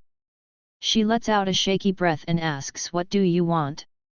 I straighten myself up and speak harshly. You will either immediately swear loyalty to me, the Lord of House Dagoth, or I will kill you and burn your body. She starts shaking on the still snowy ground, and seems to be very deep in thought, but I interrupt that. Tick, tock, your time is running out. If you do not give me an answer soon, I will choose for you. She stands up and I allow it. We both know she stands no chance even if she tries to attack me. After a minute of silence, she kneels on the ground and speaks in a very forced tone. I, Yggdrasil Moban, swear to serve the House of Dagoth until my last dying breath, or until my Lord Revine releases me from service. Not perfect, but it will suffice. I grin. Good, very good. Welcome to the 6th house, retainer. Now sleep well. She looks at me surprised, but I am already swinging the butt of my summoned spear at her head. She falls to the ground unconscious and I carry her toward the back of the guardhouse where I plan to meet with my guard friends. When I arrive, most of my co-conspirators are present. Everyone gives me a weird look when they see me carrying Yggdrasil, but after a quick explanation of who she is, they all seem to understand. I soon feel a tug on my mind. It seems dear Duren wanted to meet me soon. Perfect. Chapter 49, Chapter XXII, Dark Deeds. I take a breath to center myself once I am close to the compound surrounding the Mushroom Tower. It is somewhat late in the evening, so most of the residents are resting, which should allow me to focus on my quarry. I turn to my co-conspirators and whisper loud enough for all of them to hear. When you start hearing spells going off, quickly charge in and disarm everyone. The menial workers probably won't be fighting back, so just move them somewhere and stop them from running around. I will probably take some time before springing the trap, so be prepared to wait a bit. Everyone nods, and they disperse around the place, pretending to be drunk after a night out in the town, playing up the usual rowdy Nord stereotype. I start walking toward the tower while putting on the ring the Archmage lent me. I immediately feel as if my Magikarp reserve has almost doubled. Will definitely have to copy it down when I am done with this mess. Before I get closer, a system prompt interrupts me. Quest issued, Kill Duren Moban reward, new system function, further insight into stealth and poison making. Robert did say the system would get expanded when I do something major. Guess killing a Telvanni master counts. Well, I will have to actually kill him first. So after reminding myself about overconfidence being a slow and insidious killer, I finally approach the tower. The same lawman that gave me the staff waits at the entrance. I pretend to have a vacant look and simply follow him. When we get to the center of the ground floor, he signals for me to go up and I levitate, leaving him behind. Thankfully, the only real defensive measure in the tower is the levitation locking enchantment, but seeing as I am already up here, that is no longer an issue. Once I am upstairs I am greeted by the sight of Duren eating some kind of meat that I really don't wish to have identified at the moment. We appear to be alone at the summit. Good. He turns from his meal toward me, snaps his fingers making my staff glow and says in a mocking tone, Orivine, the new prodigy of the College of Winterhold. If only your amateur of an archmage knew how foolish one of his favored students was tricked by a simple staff. He laughs. If you really thought that I, a glorious master of the grandest house of Riesdane, would teach you, a mere commoner, my ways of staff making, you really do deserve what I will do to you. He looks at my blank and absent stare for a moment before scoffing. Well then, boy, speak up. What do you think about my little scheme? I hold back the urge to roll my eyes at his monologuing and say in a dead tone, truly you are the greatest among mere Master Duren, the foolish college mages would never guess your devious plans. He nods rapidly, satisfied. Yes, soon this entire pitiful city will bow before me. Is he really going to continue to monologue at me? He does, much to both my chagrin and satisfaction. When I first arrived here the filthy Enwa Jarl had the gall to call me a foul mage. Me? He wanted me to earn my place in his hold, as if it wasn't an honor to have me anywhere near his filthy hovel. He waves his hands angrily, genuinely seeming to believe his own value was so great. Naturally, after the fool kept refusing me, I had to turn to more drastic actions. So it was him that had the Jarl killed after all. He then scoffs. Unfortunately some arrogant college mage dared to save his disgusting family of Enwas from the bandits I sent. But no matter, after I am done with you I think I will be sending some gifts to the Jarl as well. A devious smile was now on his face.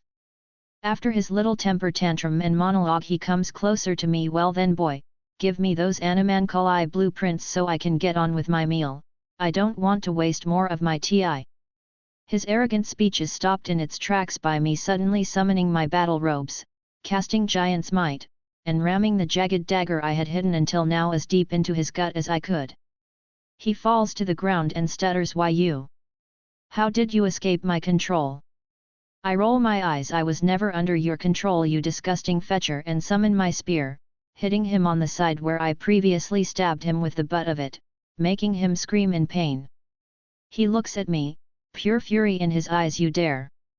And launches some weird red lightning at me. Thankfully I was able to predict it, as my third eye was turned on the moment I approached the tower. The spell still grazes me slightly, but not enough to go through my robe's defenses. I laugh at the Dunmer panting on the ground. Do I dare? What a grand and intoxicating innocence! How does a mere Telvanni dare make attempts at a lord of a great house? He seems a bit stunned for a second but then cackles, don't make me laugh, boy, you are no lord, and launches more red lightning, which seems a bit weaker than before, thus allowing me to disperse it with my wards. He looks dumbstruck. Wah, but I kick him again and speak with an arrogant tone, is this how you honor the sixth house? By trying to control the last of its blood. He actually shakes a bit. The six Wah then firms his resolve, giving me a smile. No, that house is dead and buried, you are a charlatan and pretender, no one will believe you and neither will I. He launches a couple more spells at me but they don't even penetrate my robes. The poison has already spread through his entire body at this point. I chuckle. Your belief is of little relevance, worm. It seems you still don't realize it yet, so let me enlighten you, you won't be leaving this shitty tower alive. He grows angry again and tries to cast a spell but nothing comes out now. There is terror on his face, further amplified by me now casting my fear spell. He starts to crawl toward a shelf covered in different vials of potions, probably to seek an antidote, but I grab his leg and drag him back. I pull out the dagger once again. Oh, but don't worry, you won't be dying just yet, after all your punishment must be more severe. Once I say this I also pull out the black soul gem. The Telvanni master whimpers like a child as I approach his downed body. The next 10 minutes are filled with screams and begging, then crying and more screams. As I toss him down the levitation circle of the tower, breaking his body upon impact and finally feeling the disgusting sensation of filling a black soul gem, time seems to stop. I suddenly see spider webs everywhere, different strings connecting the space in a haphazard yet surprisingly organized manner. I also feel a powerful presence behind me. Well, fuck. Chapter 50, Chapter XXIII, The Web Spinner. Without turning around I mutter with some fear in my voice, "Welcome to my parlor," said the spider to the fly. I hear a melodious laugh behind me and finally turn around. There at the table previously belonging to Duren, sat an unnaturally seductive woman, yet still utterly alien, with spider legs sprouting from her back and elaborate chitin covering her body instead of clothes. I force my fear down and give her a respectful bow. "To what do I owe the unending pleasure of your visit, Prince Mephala?" She gives me another melodious laugh before speaking in a voice made to play with one's mind. "Oh, do not pretend to be happy I am here, young Dagoth. I can see within your eyes the lies you are trying to spin." I shrug uncaringly. This Daedra can read me like a book, so if she won't indulge my attempt I might as well be honest. A mare has to try at least. She chuckles as if she heard a child say something funny. "Truly, one must. But that is not why I invited you to my parlor, as you call it." I raise an eyebrow. "Then how may I be of service?" She scratches her cheek in what must have been an attempt to be cute or disarming, but I steel my mind. This creature in front of me is the literal embodiment of all lies of this world. Seeing my lack of reaction just seems to entertain her further. Finally, after an entire minute of seeing if I would break, she speaks. "Your little spat with dear Duren here has amused me greatly, not because of any great showing from you, mind you, but I do have to admit seeing a master Telvanni get killed by what compared to him as a child did entertain me greatly." I scoff. "Yes, but if that was all you wouldn't deign to show yourself." She raises an eyebrow at my sudden brazenness and says teasingly, "Oh, and do you really think it wise to speak to me in such a manner? I might throw a tantrum as we Daedra are known to do." How the hell does she know my opinion about them, seriously? Seeing my expression she chuckles. "Oh please, you are not the first nor the last to think themselves above us just for being rational, as some of you mortals like to portray yourselves." My eye twitches and I drawl out, "While the character breakdown of my mortal self is most riveting, could you please get to the point?" She waves her hand, and even that is somehow seductive. "Of course, please do forgive me my ramblings, it is oh so dull spending eternity by my lonesome." She drawls back, making my hairs stand up and my eye twitch again. She laughs at me. "Fine, fine, the reason I am here is that a great web is being spun around you, by both you and others. It will be a most entertaining series of events for me, so I decided to throw in a bit of investment, you could say." I immediately stop her in a firm tone. "I am not under any circumstance swearing myself to a Daedra. You could burn everyone I know and love in front of me and it wouldn't change my mind." Mephala scoffs with a bit of annoyance, almost making me feel sorry on instinct, but I rein in my emotions. "If you would let me finish, then you would know there is no need for such visceral reactions, but you have piqued my curiosity.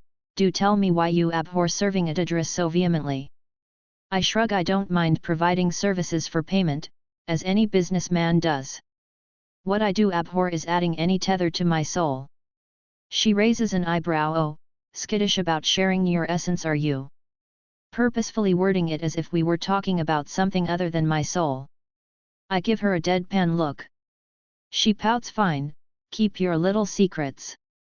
What I was going to offer to you before I was oh so rudely interrupted was to give you a bit of a hand with the future entertainment you will provide me. Naturally I might make some requests of you later on, but don't worry, your soul will be safe and sound." I raise an eyebrow. "And what is this bit of hand you speak of?" She pulls out a locket from Dagoth knows where and tosses it at me. I inspect it and see that it is made of ebony, radiating no power but still covered in an aura shared with its presumed maker. There is a spider engraved into it. Mephala speaks again. "This locket will show others that you are in my favor. It will also lead you to those who are my followers and give you the right to make requests of them. It will naturally make spinning webs of lies far easier for you. So, access to some assassins and a speechcraft boost, I guess. Not bad." I turn from the locket to the Daedra. "And what will this cost me in truth?" She smiles. "Oh, nothing at all." I deadpan again. Just as I am about to ask again, a system prompt pops out. "Daedric Prince Mephala offers their favor. In return Revine Dagoth shall use the power of said favor to assist and entertain the prince. If he fails to do so, the favor shall be withdrawn, and access to any followers or blessings of Mephala is forever lost." I blink. That is surprisingly very generous. She sighs, a tiny bit of defeat in her voice. You are paranoid to the point that if I offered anything more binding you would have refused out of hand. So go ahead, use my blessing, and bring me some delicious mortal drama. Fine, I grit out, getting a system prompt confirming my acceptance. She nods in satisfaction and then gives me a seductive smile. Or you could stay here and we could have some fun right now. I scoff. The thought has no power over the honest hard-working mare. She laughs, probably having expected this. Oh, I can see right now that you will be a treat. Do go on, there is a web waiting for you to spin, I will be watching. And with one final wink she disappears and I am back to normal. Well, that was an experience, I mutter, disoriented. I hear yelling downstairs, but it is not what I expected. I notice the voice of Falmer, who was definitely not part of my group, yelling at someone. Well, time to face the music. I hope the college will be there to bail me out if I fuck up. Before I levitate downstairs I check my quest rewards. Quest completed. Stealth Novice equals Stealth Apprentice. Alchemy Apprentice, plus Poison Craft. New system function unlocked, Identification. While the two first rewards are completely expected, and I file the new knowledge entering my mind rather quickly, the third reward gives me a great bit of surprise. The identification function might not be ridiculously powerful, but the knowledge it might provide is sure to be useful in any situation.